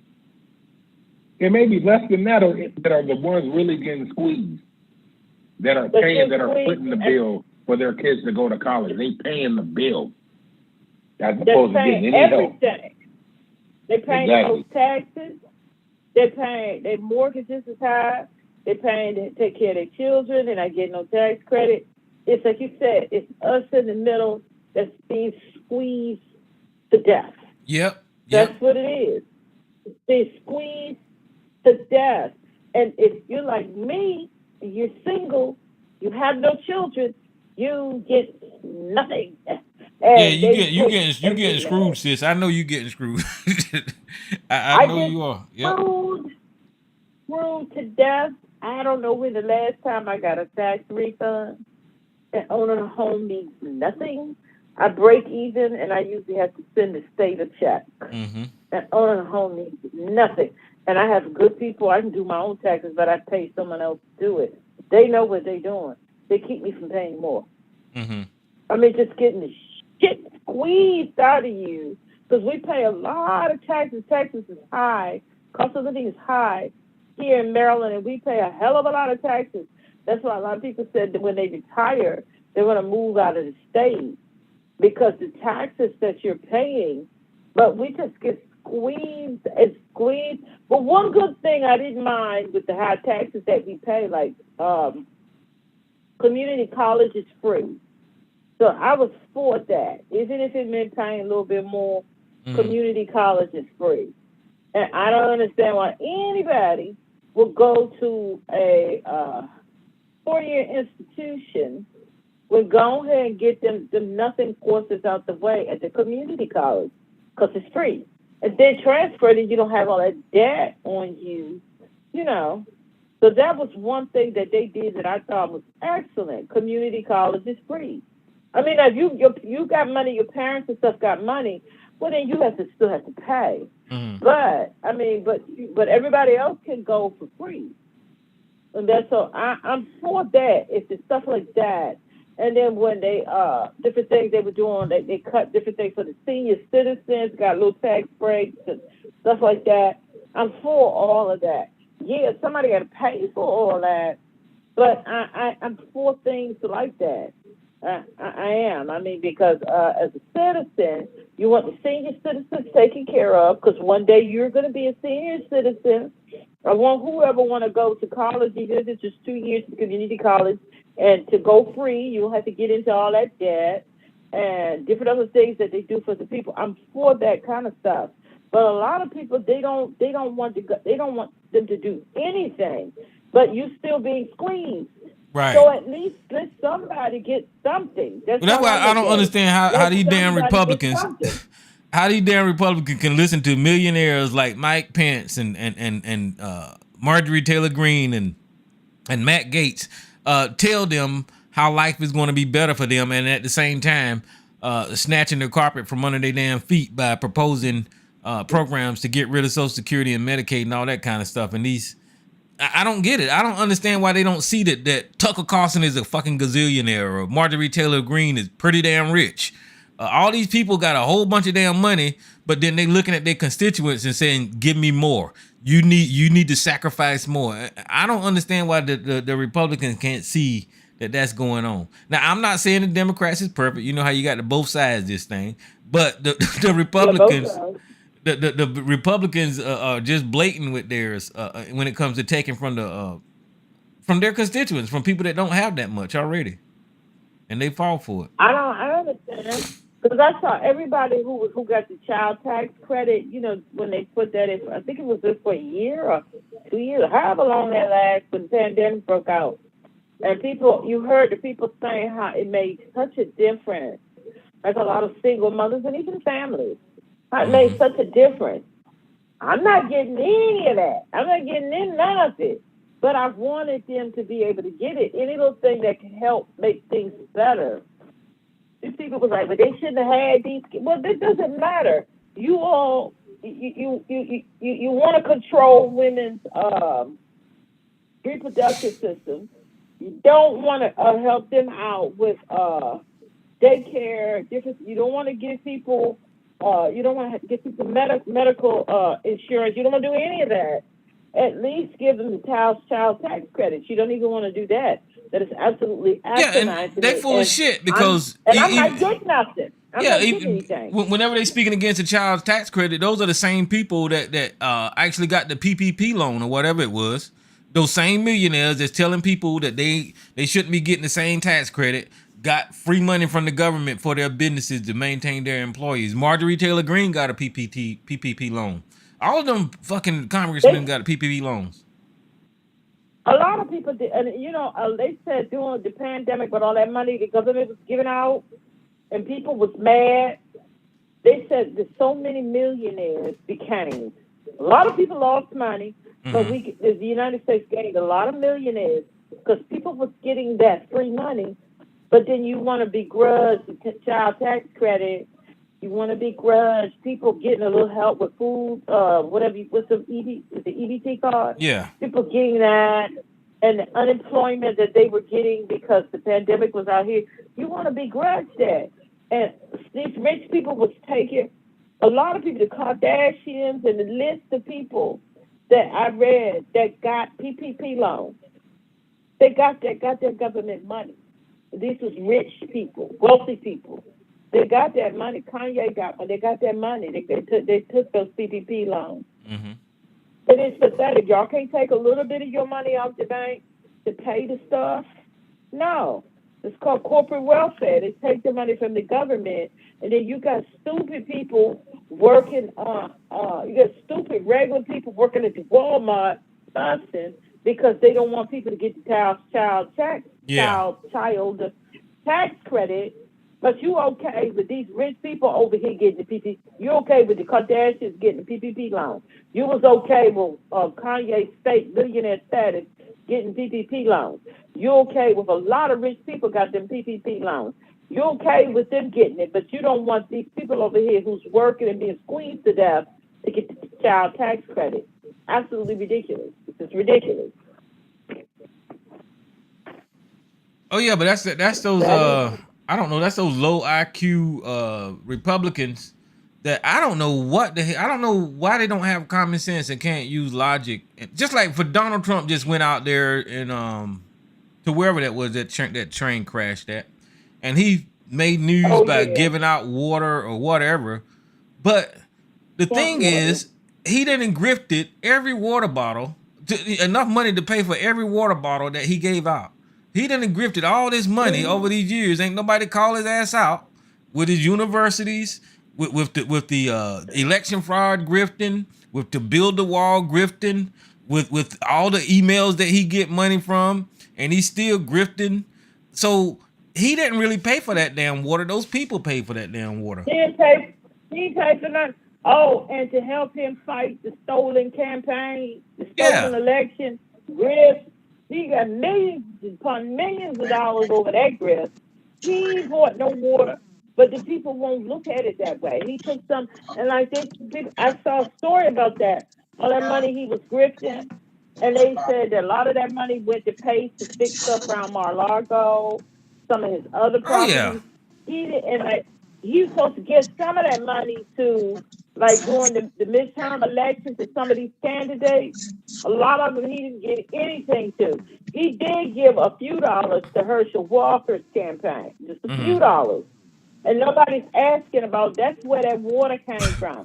That's why I saw on Fox News where they were mad with him because those candidates was losing during the midterm. And they would say, well, why don't the fucking party leader donate some money to these people's campaigns? And he didn't. You know, I guess he gave money to Herschel Walker, but that was about it. What's up, mama's boy? What's up, Tyrone? Y'all fucking with me now. Excuse my language. Y'all messing with me.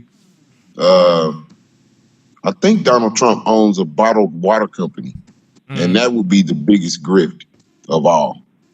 Yeah, what's that dude name on social media that sold bottled water? What was his name? Iggy? What was his name? Inky. You talking about Minister Inky? Stop that, Tyrone. Donald Trump selling bottled water like Inky. So, like, if you own your own bottled water company, you ain't really donating shit. Oh no. It's a tax write-off. But it wasn't. I mean, they said that he bought the water off of Amazon or whatever. I don't know. I think if he did, he bought his own water. Yeah, because I guess he got a water company. He had stakes one time too, or something, didn't he? Man, Tyrone, listen. If this man is a billionaire, why do they need to speak about water that he's buying? You know what I'm saying? That doesn't make any sense. You know what I want to hear about billionaires? The new school that they opened. Does Donald Trump have a school? Well, he had one, but that didn't work out. No, I mean a real school. You know what I'm saying? Yeah, because education sucks in this country. About some water. Right now, education in America sucks. That's the point for him. And our politics seems so simple that's the kind of shit that I guess matters. Yeah. Well, hey, Big OC, our politics is turning into social media. Yeah, yeah, exactly. You 100% right about that. It's just the same thing as turning on a damn video and watching Tariq Nasheed slap Tahanka Bay when you watching this Yeah. social media shit. Yeah. And the funny thing, Tyrone, um, like I think it started in the '80s before with that celebrity a president. I'm quite sure I'm gonna get an argument from some dumb idiot out of some corner somewhere. But What do like you Ronald mean? Reagan, Like Ronald I'm talking Reagan? about Ronald Reagan, yeah, Oh because yeah. because Ronald Reagan, that man Well, was dumb listen, as a rock. Ronald Reagan is the product of Rupert Murdoch. And y'all need to go watch I think it's on Netflix special called Murdoch. And watch how Murdoch controlled American politics because he bought the New York Post. And New York ain't never really went for no damn Republican until Ronald Reagan. And that's because Rupert Murdoch bought the New York Post and he helped that man get into I office saw by that. getting New York. And yeah, Yeah, I you're right. saw The that. celebrity started back then, mama's boy. But that's how everything. See, see, Tyrone, we could see when the switch began to happen, in this country. Remember, every time we used to watch a TV show or watch a movie, if there was an appearance by a celebrity, they would have a different name. We would be like, "Oh, that's such and such," Yeah, yeah, yeah. hey, but he playing as a different kid. He ain't playing as a celebrity that he really is. Then one day came where the person's on a TV show, like we watching Martin, right? And then Biggie Smalls show up. Mm-hmm. But he shows up as Biggie Smalls. Like we're supposed to know who he is. He's not an actor, but he's now on TV. And this is a real life character, that sings music. He's not an actor. Right, Martin Lawrence, he's going as Martin Payne. That's not his real right, name. right. This rapper is on here as his real self. So they began to bring that Yep. add that fake with the real. Yep. You know what I'm saying? And it just conditioned us to just accept, like, hey, you guys are watching. We're going to start showing you real life, but we're going to show it to you in however we want to show it to you, and you're going to eat it up. I mean, that goes back to the watching shit that just made no sense. Big OC. That goes back even to now with the watching people's lives on television. And all that shit is scripted, And they try to act like it's not scripted, like you actually seeing a motherfucker get up out of bed, and it's then got to the point. It didn't got to the point now. And I know y'all don't, unless you watch streamers, right? You probably don't know this, but now streamers are doing the same thing that they do on these reality shows. They supposed to stream because these companies like Twitch, they sign them to a contract where they got to stream so many hours a week, and some of these people, most of these people got jobs. Streaming ain't how they paying the bills. Only the really big streamers are doing that, so these people got jobs, man. Like I watched a streamer put up I'm sleeping, but runs a video of their past stream like they own. And then I seen another one where the streamer is actually sleeping with his streamer. Mm-hmm. Well, yeah, that reality TV, everybody can create their own reality show now and all that kind of stuff. But y'all touching on something, because whenever they did start those reality shows back in the day, that kind of enacted some chemicals in our brain, the endorphins and dopamine, to where we wanted to see more of it, and so that kind of fed into the social media live streaming stuff. Listen, we don't eat at home. Or if we do, it's the bag that we got from somewhere else. We bring it home to eat it. Something had to usher that in. Mm-hmm. Reality TV, the motherfuckers stayed at restaurants. This restaurant, I'm eating over here, I'm eating over there. All that did was push everybody out the house, because on reality TV, nobody ate at the table. You can't name me a show that from the 90s on up where motherfuckers was eating at the table. Yeah. As a family. having dinner anymore. Reality TV show never showed nobody having dinner. Motherfuckers just, they don't eat no more. It's no, they went out to eat. It was fast food. Everything started moving fast. Or they was somewhere getting drunk. Yeah, those motherfuckers ever eat breakfast? Or they was somewhere getting drunk and eating there. Yep. So they ushered all that in to where now you can watch TV and not even think like, damn, you never noticed these motherfuckers don't eat. And see, you watch the old school show, they was in a diner, they was sitting in a restaurant, the mama came home, there was a grocery bag in the hands of somebody coming in the house. Nobody coming in no fucking groceries no more. Yeah, man, I ain't gonna lie, I got hooked on them reality shows at first. I think the one I was watching was it wasn't that one on MTV. It was Flavor of Love and I Love New York. Those were the one. I think that one on MTV came on first. I forgot the name of it. They had a bunch of them first. It's The Real World. The Real World, yeah. I watched a little bit of that. But whenever I got to the Flavor of Love, I kind of liked the Flavor of Love and I Love New York. But then once it got past I Love New York, I said, I can't do this shit no more. What was that, Real Housewives or something like that? Oh, yeah, that blew the fuck up. Real Housewives, anything blew the fuck up. Yeah. All black folks. And all that shit is scripted, Tyrone. They've shaped black culture on TV. We watched it.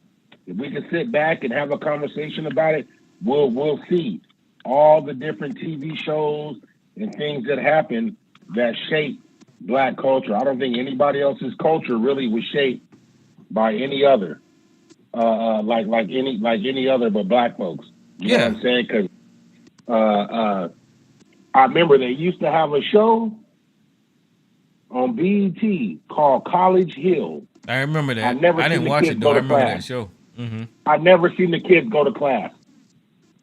But like Mama's Boy said, it's all scripted. It's all scripted. But like I knew that I was watching Flavor of Love, but I knew there was something was scripted with between him and I Love New York, because Flavor of Love did something. I don't know what the fuck it was. He did something to that girl to where she had them over a barrel and she ended up getting her own show. Now, I don't know what he did to that woman, but out of whatever difference they had, she wound up with her own damn show. I could give you a scenario. Don't know if it's true or not, but just to get your juices thinking, you hear? Imagine imagine. Oh, sorry. Go ahead, Lisa. Oh no, real quick. Now I want you to finish that. But excuse me, guys. Tyrone, give me 1 second. I'll be right back. Okay. All right, listen to this, Tyrone. I know this is a reach. Somebody might want to throw me in the conspiracy bag. But what if, they check the ratings, and they even got ratings down to who likes who and who don't like who nowadays. Okay, and what if I Love New York was getting bigger ratings than Flavor? And you see what I'm saying? Flavor see the smoke and want to get rid of her. You see what I'm saying? Because she was just different. She had that, I don't know what that was, that everybody want to say, well, what the hell she gonna do next? I can't believe she did that. Well, it's like Omarosa. You hate the bitch. Yeah. But you love to hate the bitch. So you go watch to see what the bitch doing. Mm-hmm. So you can hate on her ass. So it creates this perpetual socializing in a certain way. It's a social fucking teaching you a social behavior, or you're exerting a social behavior you normally don't. Yeah, see, and I actually fell for the bullshit, because I said something happened on there to where she got her own show, but it could have been like you said, that her ratings was really doing good, and they devised this plot to make it, so she could have a spinoff or whatever. Well, one thing you know for sure about capitalism is it eats everything. It wants to eat everything. So like if you get traction, especially nowadays, if you get traction in this direction, you invest money in that direction to make more money, especially if you're getting traction over there. Like you notice how clothes keep flipping. The old become the new become the old, and the old become the new again. It's bro, that's It's marketing genius Well, you because you absolutely right. go. And the biggest niche in the country is the right wing politics of America. I mean, when you look at George Santos, cross dressing, homosexual, lying about 9/11, that he's a Jew, and that he using the Republican Party to grift and winning. Donald Trump is the same way, just lie, and he's using the Republican Party. And Candace Owens the same way, the Diamond and Silk, they just use the right wing to grift the hell out of that audience, and that's a niche, and people know that. Yeah, but Tyrone, what are the consequences of doing that? Well, for the people who's grifting it, they won't make money. Right. And at the end of the day, they ain't gonna be nowhere you at. Right? Yep. If you running it in, that's because you was looking for them at the end of the day. Yep. If you don't like them, then okay, I guess you ain't gonna be around them. And the people in their family is benefiting off the money. So, oh yeah, without a doubt, Well, man. well, Like Diamond and Silk, man. Listen, whenever that rocket took off, they would have been crazy as hell to go the other way. not to capitalize on it. Yeah.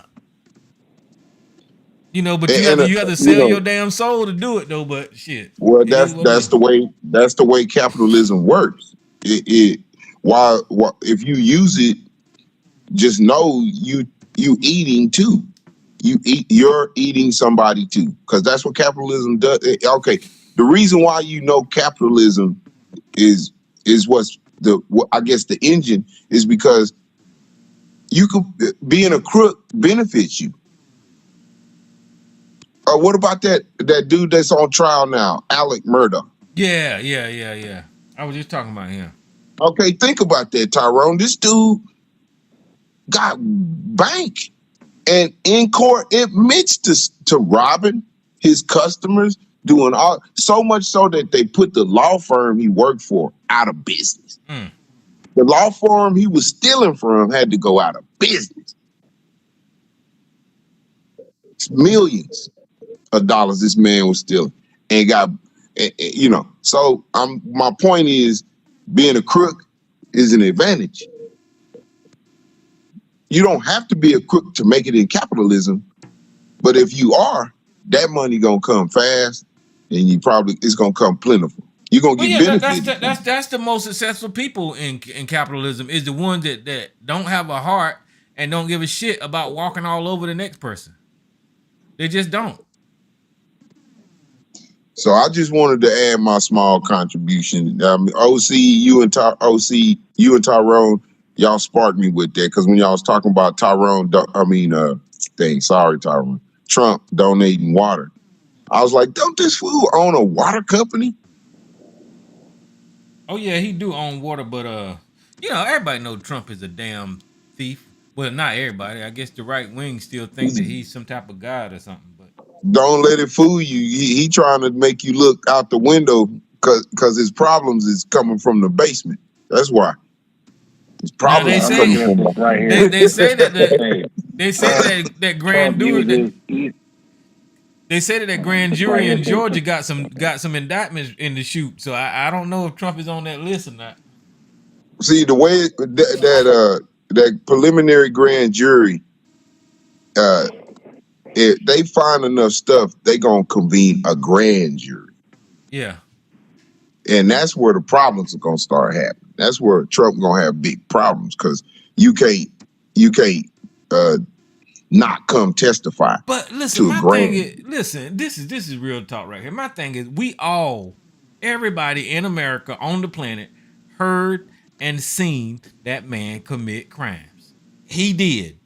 Right in our face. There is no way he should be able to walk out of this scot-free. There's no way. The same with them documents he took. Yeah. I think those two right there are like really, they the ones that I think won't happen because they so heavy. I think the one that's gonna sneak up and bite him might be that sister in New York, but she got problems with the governor, but that doesn't always last. She do, but they don't. So that one's yet to be seen. That could be another one too, you know, because look, when you do crimes, they do catch up to you. I mean, we learned that living in the hood. You know, Well, I mean, with Donald Trump was able to escape by. Listen, Vladimir Putin helped him win that 2016 election. He just did. Oh, yeah. So he committed crimes and election fraud. Stormy Daniels was campaign finance money. That was a goddamn crime. The emoluments clause, violating that, they changed that bitch because Donald Trump was using the White House as a goddamn piggy bank. But otherwise, he would have been committing a goddamn crime. This guy's been getting away with crime after crime. Well, I think, you know, to me, Tyrone, I do believe the old school when they say the truth will catch up with a lie. You know, I do believe that.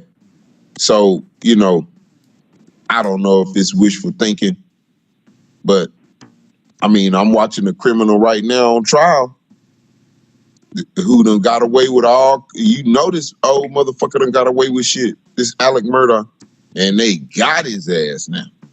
Well, how long ago has he killed them people? Because I just started, you know, they had it on TV all day today, so I had to watch it. But how long ago did he kill them people? I can't remember. I think it was in December or November or something when he killed them folks. Man, that fool there. Hey, look, that man had a lot of power and a lot of money, and that's probably why them folks ended up dead. And well, it was his son. It was his son and his wife, wasn't it? Tyrone, another scenario.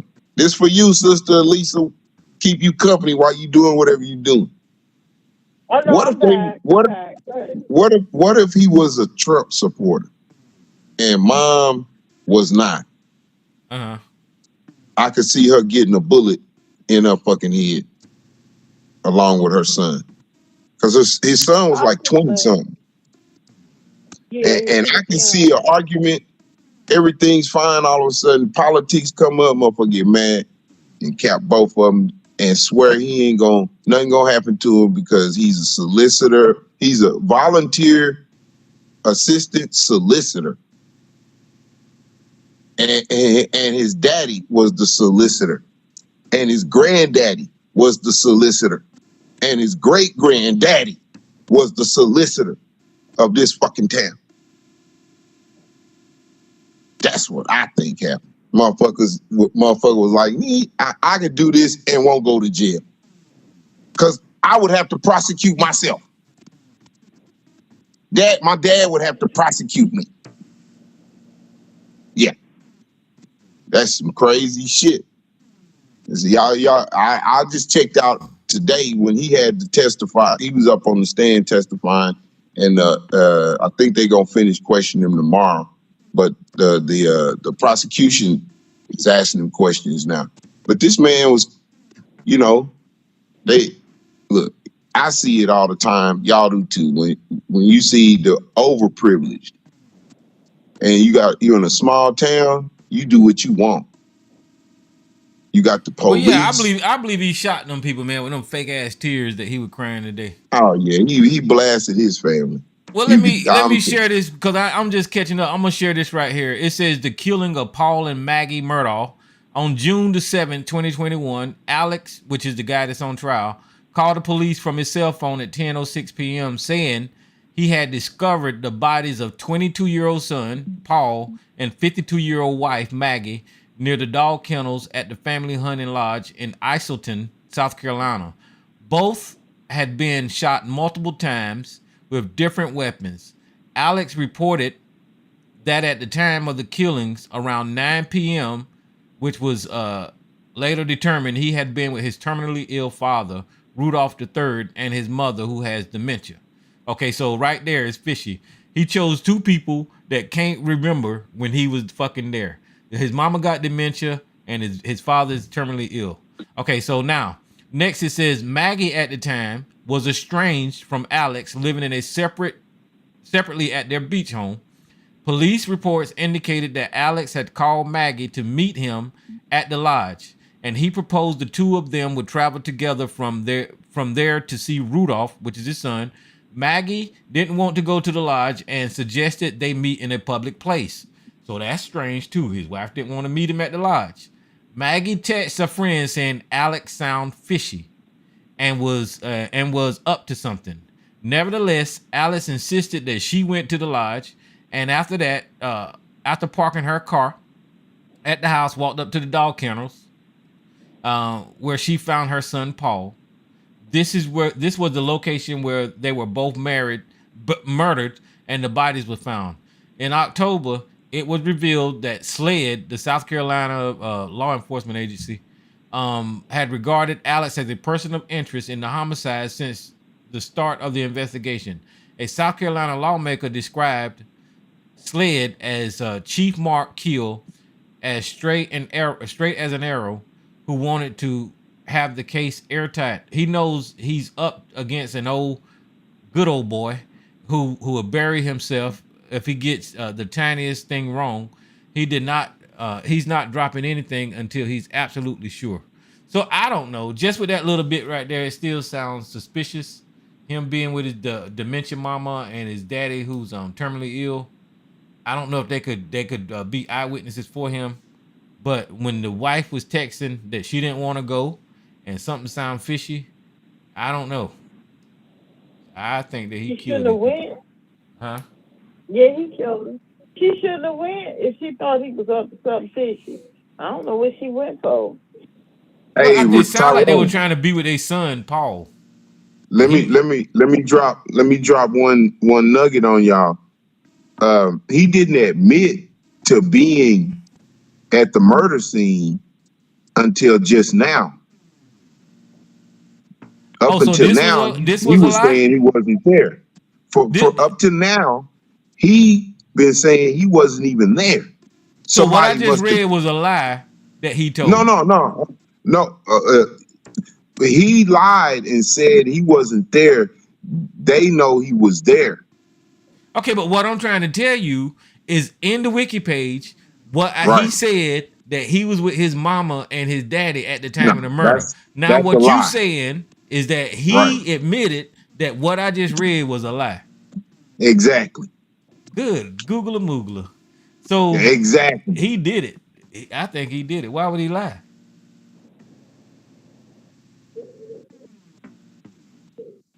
That was the first thing the prosecutor pointed out when he stood up to ask him questions. Yeah, so he made up this whole story about being with his mama and daddy at the time of the murder. And then, like you said, I guess in the trial today or sometime, he said that, that was a lie, that he was there. I did hear him say on the radio, because I was riding down the road listening to it, that he turned over the body of his son and his son's phone fell out. So he had to be there. And he put the damn phone back in his pocket. Now, why would you do that? So, yeah, I guess this was a lie. Well, this motherfucker did it. So why would he want to take the stand himself then?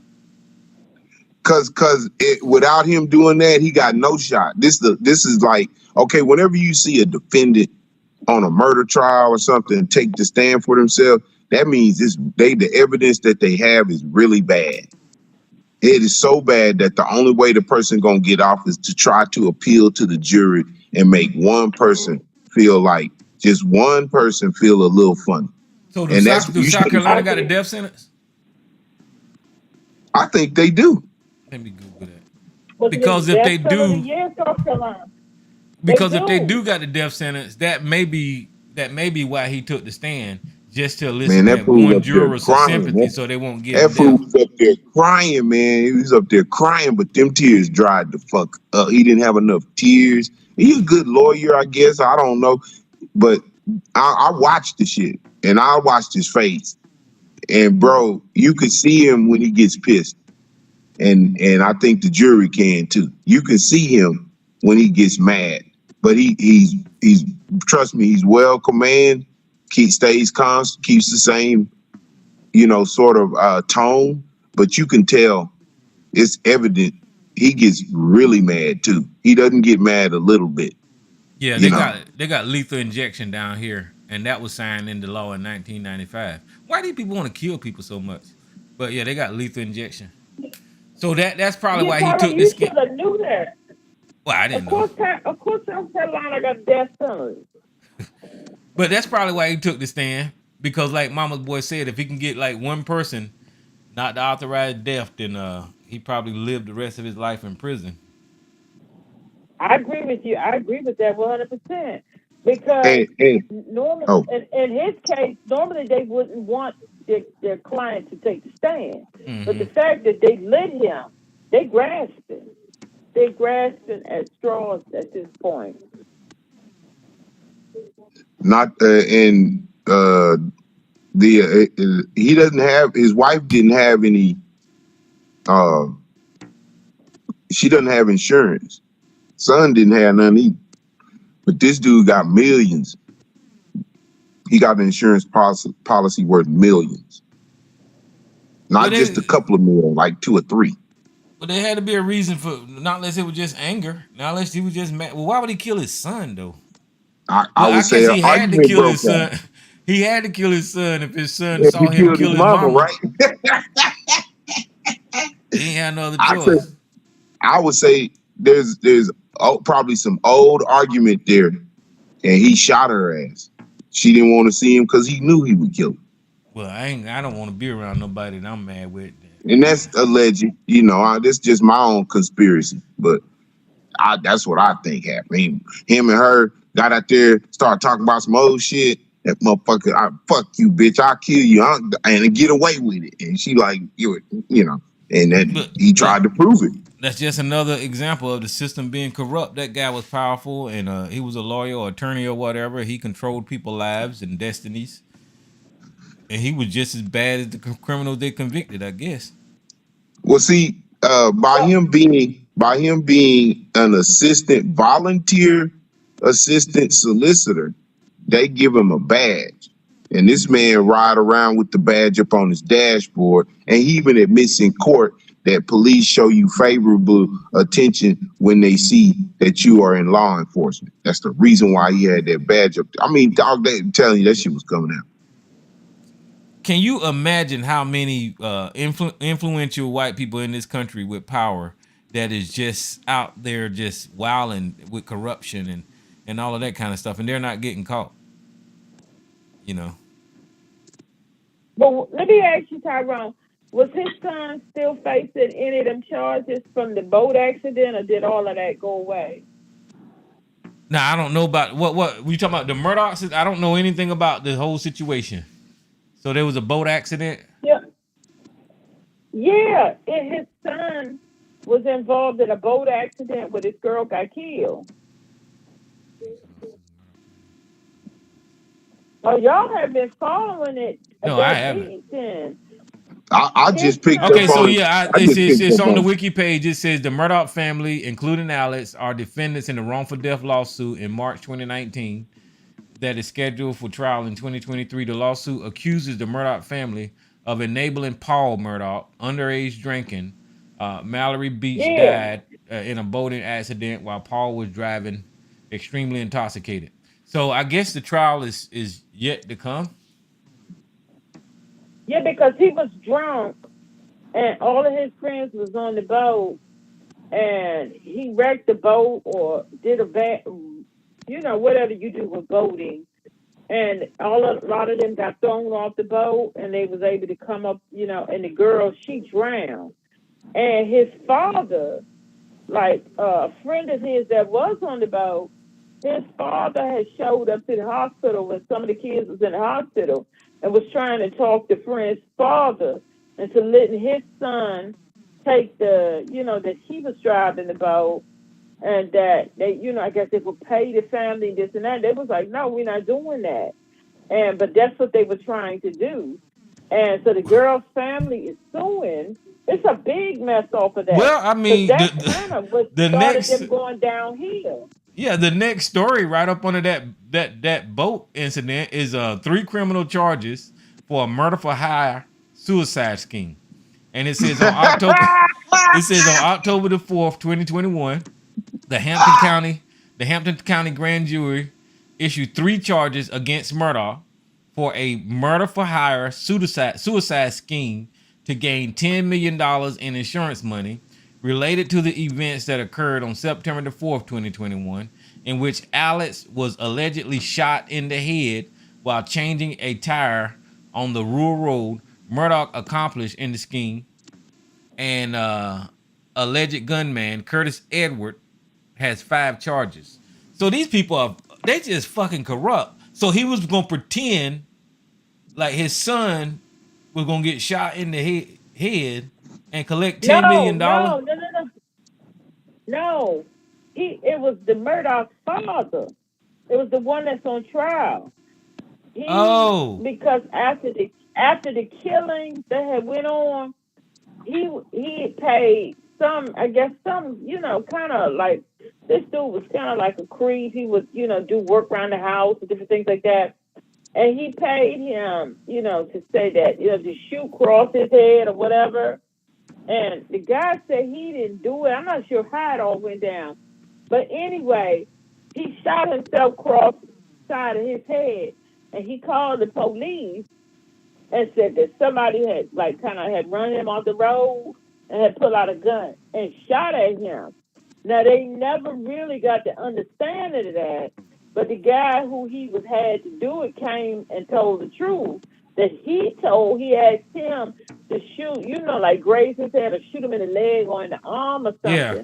But they never did get to the bottom of what that whole shooting thing was about. I think he was trying to take the eyes off him, that maybe somebody was out to get their family. You see what I'm saying? So that's what that whole shooting on the side of the road was about. These people are criminals, because now I'm looking at 88 criminal charges for embezzlement and other fraud. 3 criminal charges for the murder for hire. And then you got the disbarment and 4 criminal charges for murder for that. And then you got forged consultant lawsuit. These people were just criminals. Now, see, this is what I'm saying is whenever these Republicans talking about law and order and being against the woke or whatever the hell they talk, you got the criminals right here in suit and tie. Marjorie Taylor Greene talking about white men ain't evil. Good Lord. Well, that white man is. And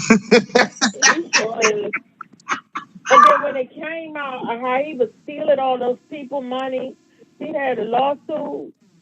And y'all saw that part. The lawsuits, they would represent these, especially poor black people. Lawsuits and stuff. This woman, her son, I think he had gotten in a bad car accident. Something went on. And they sued. The boy ended up in a wheelchair. The boy ended up dying anyway. And he gave them just a little piece of the money and kept the rest.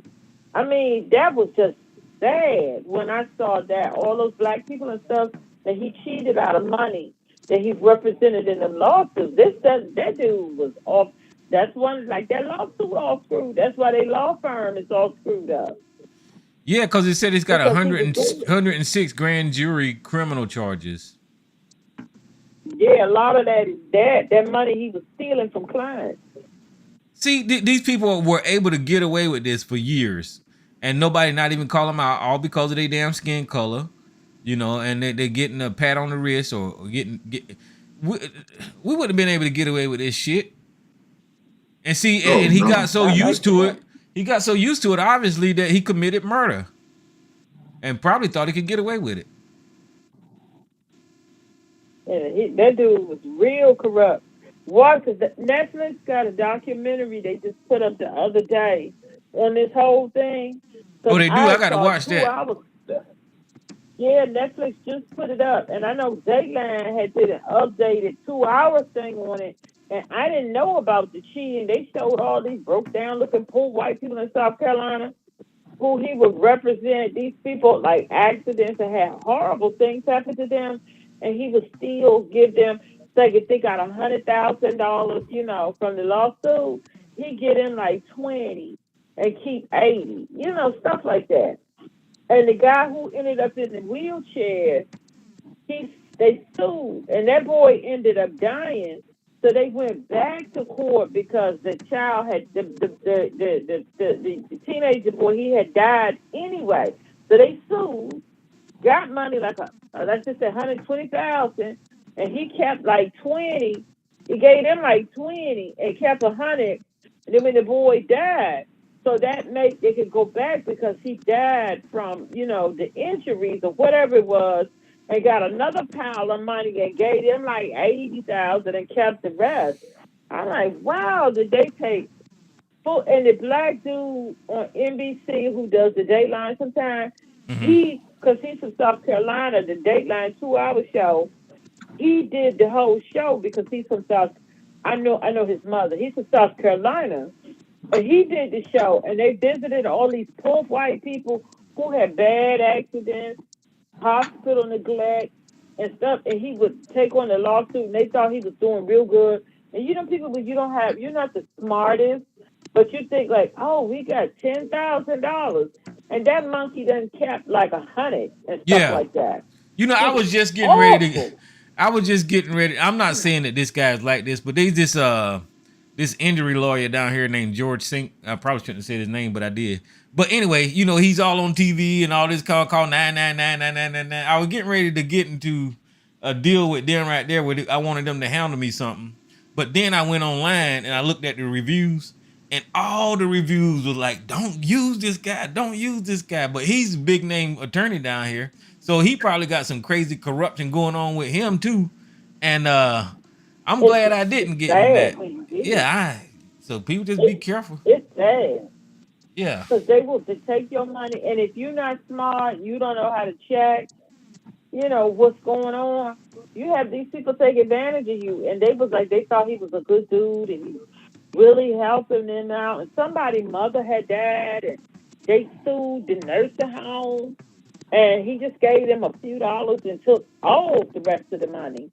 And I was like, this dude, I don't believe in the death penalty, but when you are treating poor people like this, right, and people whose back is up against the wall and you doing stuff like that, you need a death penalty for doing things like that alone. Forget shooting your no good family, because his son wasn't no good. Forget that, but just, treating, and those people aren't going to recover the money. Because the people who settled the lawsuit, they're not going to pay it again. So they have to try to get the money from the law firm, and the law firm is bankrupt. So they're not going to recoup their money. That is just a shame. That's a shame. It's corruption because he's using his position as an attorney or lawyer or whatever legal person to manipulate the system and manipulate people all at the same day. He's just corrupt. That is the definition of corrupt in this Murdaugh family. It is. And did you find the woman that had worked for them? She was like, y'all saw that part. The woman that had worked for him, she was like, they, used to, like the maid or whatever it was. She had worked for them for a long time, and she fell on the steps in their house, and so she died. That's what they said. She fell on the steps in the house, and so she died. And all of her children, she had been working with them for years. He told the family. He told the family that they was going to take care of them.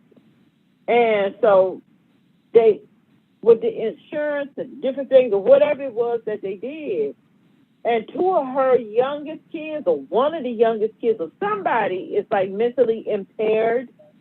So she was like still working to take care of this adult son who was mentally impaired. And when he got the money from the insurance and stuff, and I think it was like $1 million, it was a huge amount. And he gave them like $25,000 and kept all the money. And yeah, see, so I just found he's got 2 charges of criminal narcotics distribution, right? And it says in June 2022, Alex Murdaugh was indicted on 2 counts by the state grand jury related to conspiring with his accomplice Curtis Edwards, a distant cousin, to purchase and distribute narcotics using money laundering scheme involving $2.4 million in stolen money. The indictment alleges that Murdaugh and Smith used hundreds of illegal transactions to facilitate the acquisition and distribution of illegally obtained narcotics in several counties throughout South Carolina over 8-year period starting in 2013. And the reason that I'm pointing that out is because here you have where the drugs is coming from. where all of these politicians saying that they drugs in the black community and black people are druggies. Here you have a method of drugs getting into these communities through a person with influence, power, and distribution means in Alex Murdaugh, and he putting at least $2.4 million worth of drugs out there on the streets in South Carolina. Oh, I didn't know. Now, I didn't know about the drugs part, but you know where they got the money to buy it, from stealing it from his client. Yeah. That's where they got the money. That's where they got the money from, stealing it from to buy the drugs. I didn't know about the drugs part. Yeah, this guy was a bad guy. I mean, yeah, he was. You can talk about corrupt, but the good thing is that for his dismayed people, they were able to get some of the money back from his law firm, and they took the money and donated it to like some of the other families.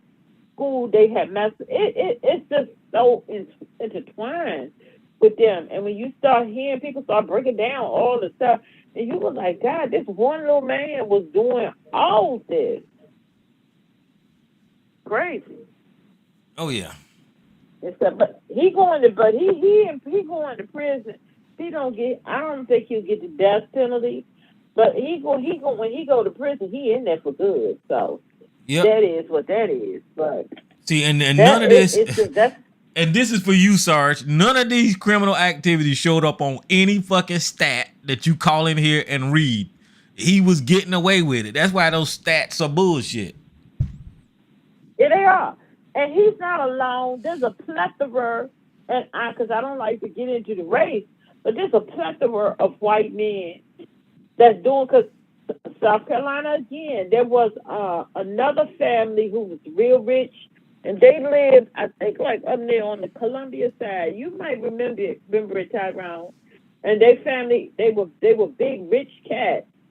And the father, I forgot what it is that they do. They were well respected, and he killed his wife.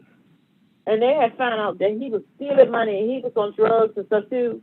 Mm-hmm. And he killed his wife, and his father, him, and the mother, and all of them was indicted. So, I mean, I was like, South Carolina, them rich men, them white men, rich men and white men, white in South Carolina, they be doing it up. They were a real big, well-known family in South Carolina. And it was the same type of thing was going on. And all of them ended up in prison. And he killed his wife, too, because he was trying to get the insurance money as if they didn't have enough money already. But they all ended up in prison, too. Well, yeah, I mean, these guys, and see, this is called, I mean, everybody talk about capitalism and pull yourself up by the bootstraps, but you know a lot of people out here that has the money and resources are actually cheating the system by, buying the drugs or buying off lawyers or buying people in the judicial system so they can get away with more crimes. I mean, I don't know how this guy, maybe this guy probably, I don't know, this ain't in the story, I didn't see it. Maybe this guy owed money to like a cartel or something and he was desperate to get some money or somebody that he knew that would put them in danger. I don't know. I don't think so. I think it was just greed. I think it was just pure greed. Mm-hmm. That's all it is. It's pure greed. Because it sounds better to say what you just saying, but I think it was just pure greed. They was used to having the money, and that's how he always made his money. And his father probably the same way too, crooked. And his grandfather probably was crooked. So no, I think it was just pure greed and will do anything for $1. Right. But I still would like to know why he killed his wife. And maybe he killed his. I don't understand why he killed his son. I would like to know why he killed them, because I thought maybe they had insurance, but you said they ain't had no insurance. Well, I mean, I think he's not going to say it, but it should come out. Somebody should be able to fill in, the story on what led up to the murder. But I don't think that he's going to let. No, he's never going to tell it. But yeah, so Sled might do the investigation.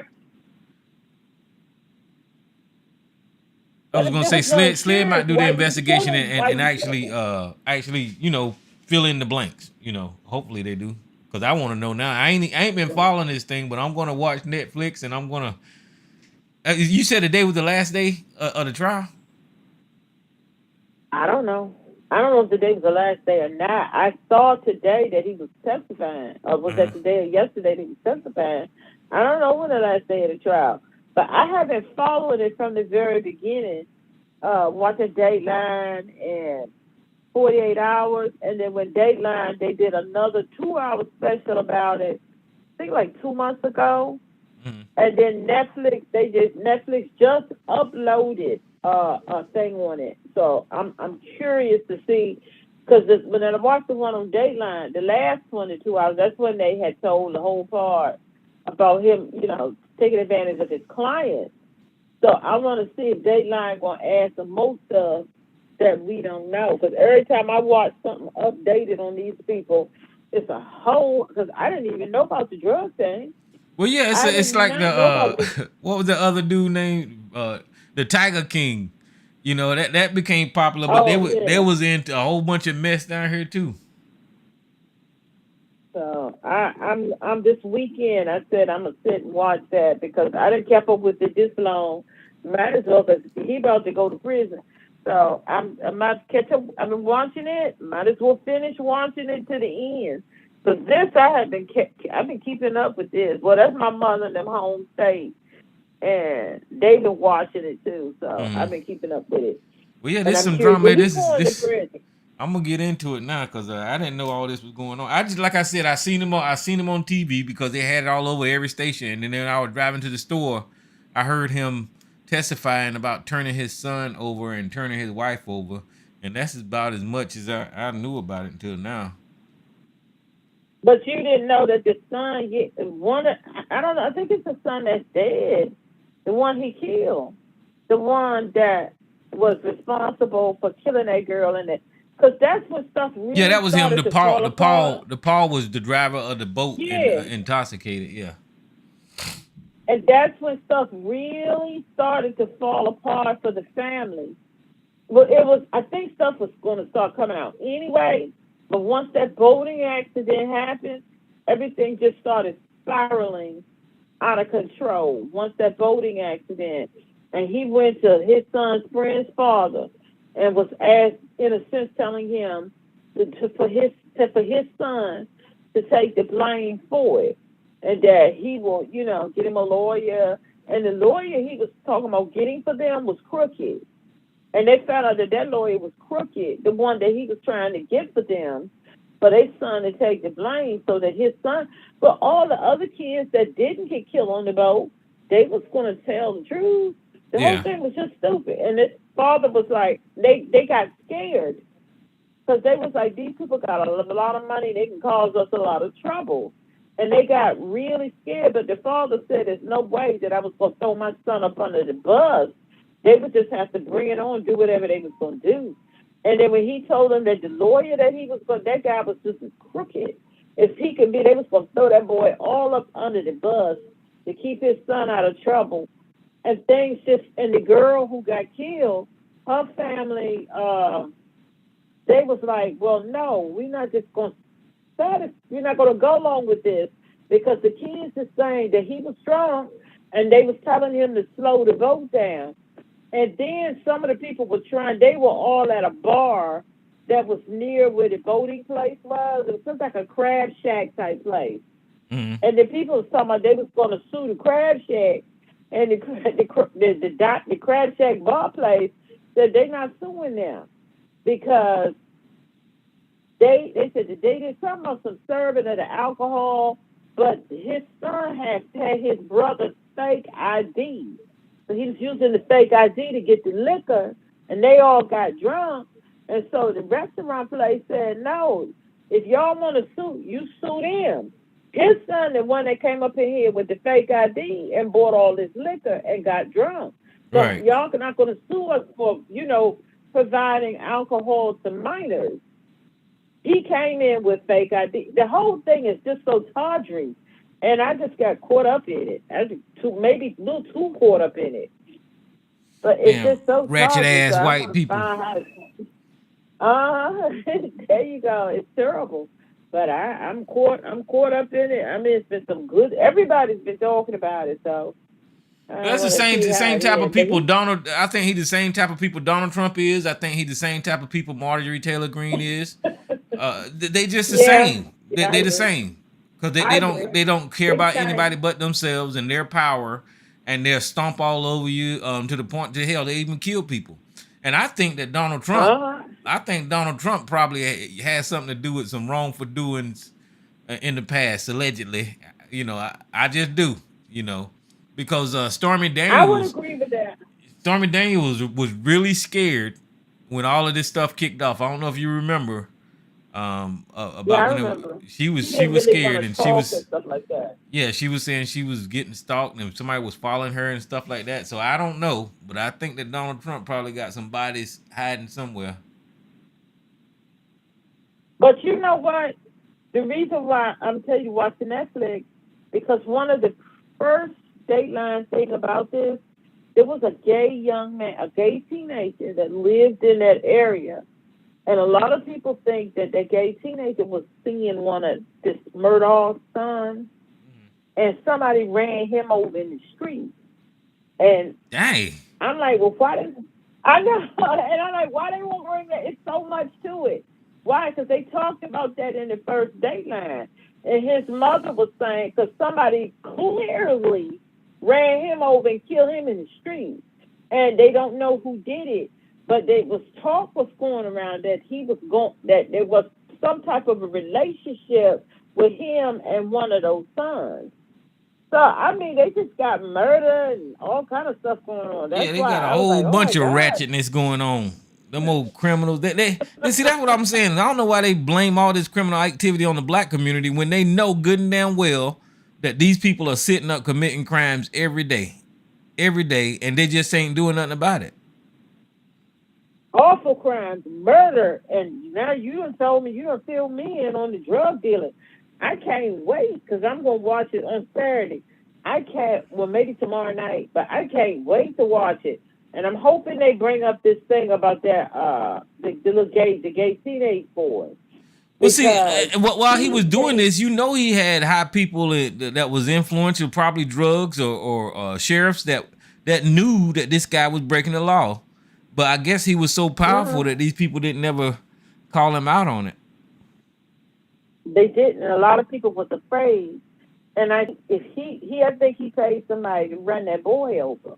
I really do, because how they had set it up. You would just have to go back and watch all them Datelines, and they didn't bring it up in the last one.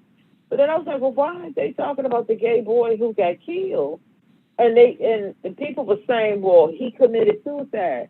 And they go walk out in the middle of the street and just let a car run over them 2-3 times. That's how could he commit suicide? Because if he walked out in the street and somebody hit him, I could understand them being afraid and maybe, but they ran over him a couple of times. If somebody hit somebody that ain't suicide. they ran out in the street, no, no, because if you go out in the street and somebody hits you, the car person, you run out in front of their car and they miss to hit you. Let's say they're gonna do a hit and run. They're not gonna come back and run over you again. Yeah, at that point it ain't suicide no more. That's murder. No, that's murder. That's murder. And that's what she was saying, but I haven't heard any more about that. But the speculation was that their family had something to do with that. So, I don't know. Yeah, probably that wife. That wife was probably just as bad as he was. And you know how these Karens are. She was probably threatening his ass. I'm gonna tell everything I know. And he was like, "Oh no, that ain't about that." Hey, he killed his son because he's like, I don't feel like fooling with that trial because, you know, that thing was coming up with that girl getting killed on the boat. So he was like, I kill you too. And we ain't got to fool with that. So I don't know. That's how I'm looking at it. He killed the boy because he didn't want to deal with that trial. Yeah. And the boy might have, well, I'll tell y'all some information on my dad if you won't prosecute me. I don't know. It could be anything. But that's why I think the boy got killed because he was still facing those charges because that was reckless, homicide. He killed that girl. He was drunk driving that boat. Yeah, it's kind of strange that him and his wife, Paul, his son, and him wanted to meet up. So they was meeting up to discuss something. So maybe Probably it was the the accident, boat maybe it accident. was, it was something. So I hope it all come out. I think he killed that son because he wanted all of that with the boat accident, because the family was talking about not just the girl who got killed, but some of the other kids who was on the boat, their family's suing too. And the man who owned the restaurant that they was at and they got the liquor, he said that he's suing them as well. Because that boy came up in there with fake ID. So maybe he just wanted all of that to go away. So he just put a bullet in him and that just can go away. That's my thinking on why the son got killed. I don't know. Well, he's not I guess he is a smart person, but I don't know how he thought that he could get away with killing them at that lodge and then getting away with it. I mean, shoot. But even with this article, it said that the wife and the son got shot by different guns, so I can't figure that out. I do. If he killed them, he set himself up to look like somebody was trying to kill him. And I told you he told that man to shoot him. That he claimed that a car came up on him, or his car had broke down or something other, he said, and that a car came up and they pulled out a gun and got to shooting. Mm-hmm. So I think he staged that to make it look like somebody had it in for their family. That's how he thought he was going to get away with it. But then the guy who he hired told what happened. So that's how he thought he was going to get away with it. Well, you know what? When I was riding around, I do remember him saying something about some online threats. So, so it may be part of a stage where he's trying to make it look like somebody was after them or something. Because this was after the wife and the son got killed. So that's what that was. And the guy told the truth, that he was going to pay him to shoot at him and make it look like somebody had tried to kill him. That his car had broke down on a tire or something. And they said that he had his tire went flat. That's what it's, something like that. And they said he got that kind of car, like a Cadillac or whatever it is, that if the tire go flat, you could still drive on it or something like that. So why was he pulled over because his tire? You see what I'm saying? Yeah. He didn't think that part through. He didn't think that through. That they had that kind of car, but you could still drive on it to get to where you need to be. So he didn't think that through. That he was pulled over because the tire or something, and that. So how would the people who's out to get you, your car break it down, and they come along and start shooting at you unless they were following you? He didn't think that through, and that's why that didn't work. He didn't think it through. I could think of something better than that, but he didn't think that through. Well, we talking about these fools, Tyron. I'm getting ready to go. Okay, yeah, it is 12 o'clock. So I'm going to open the lines, guys. I appreciate it, sis.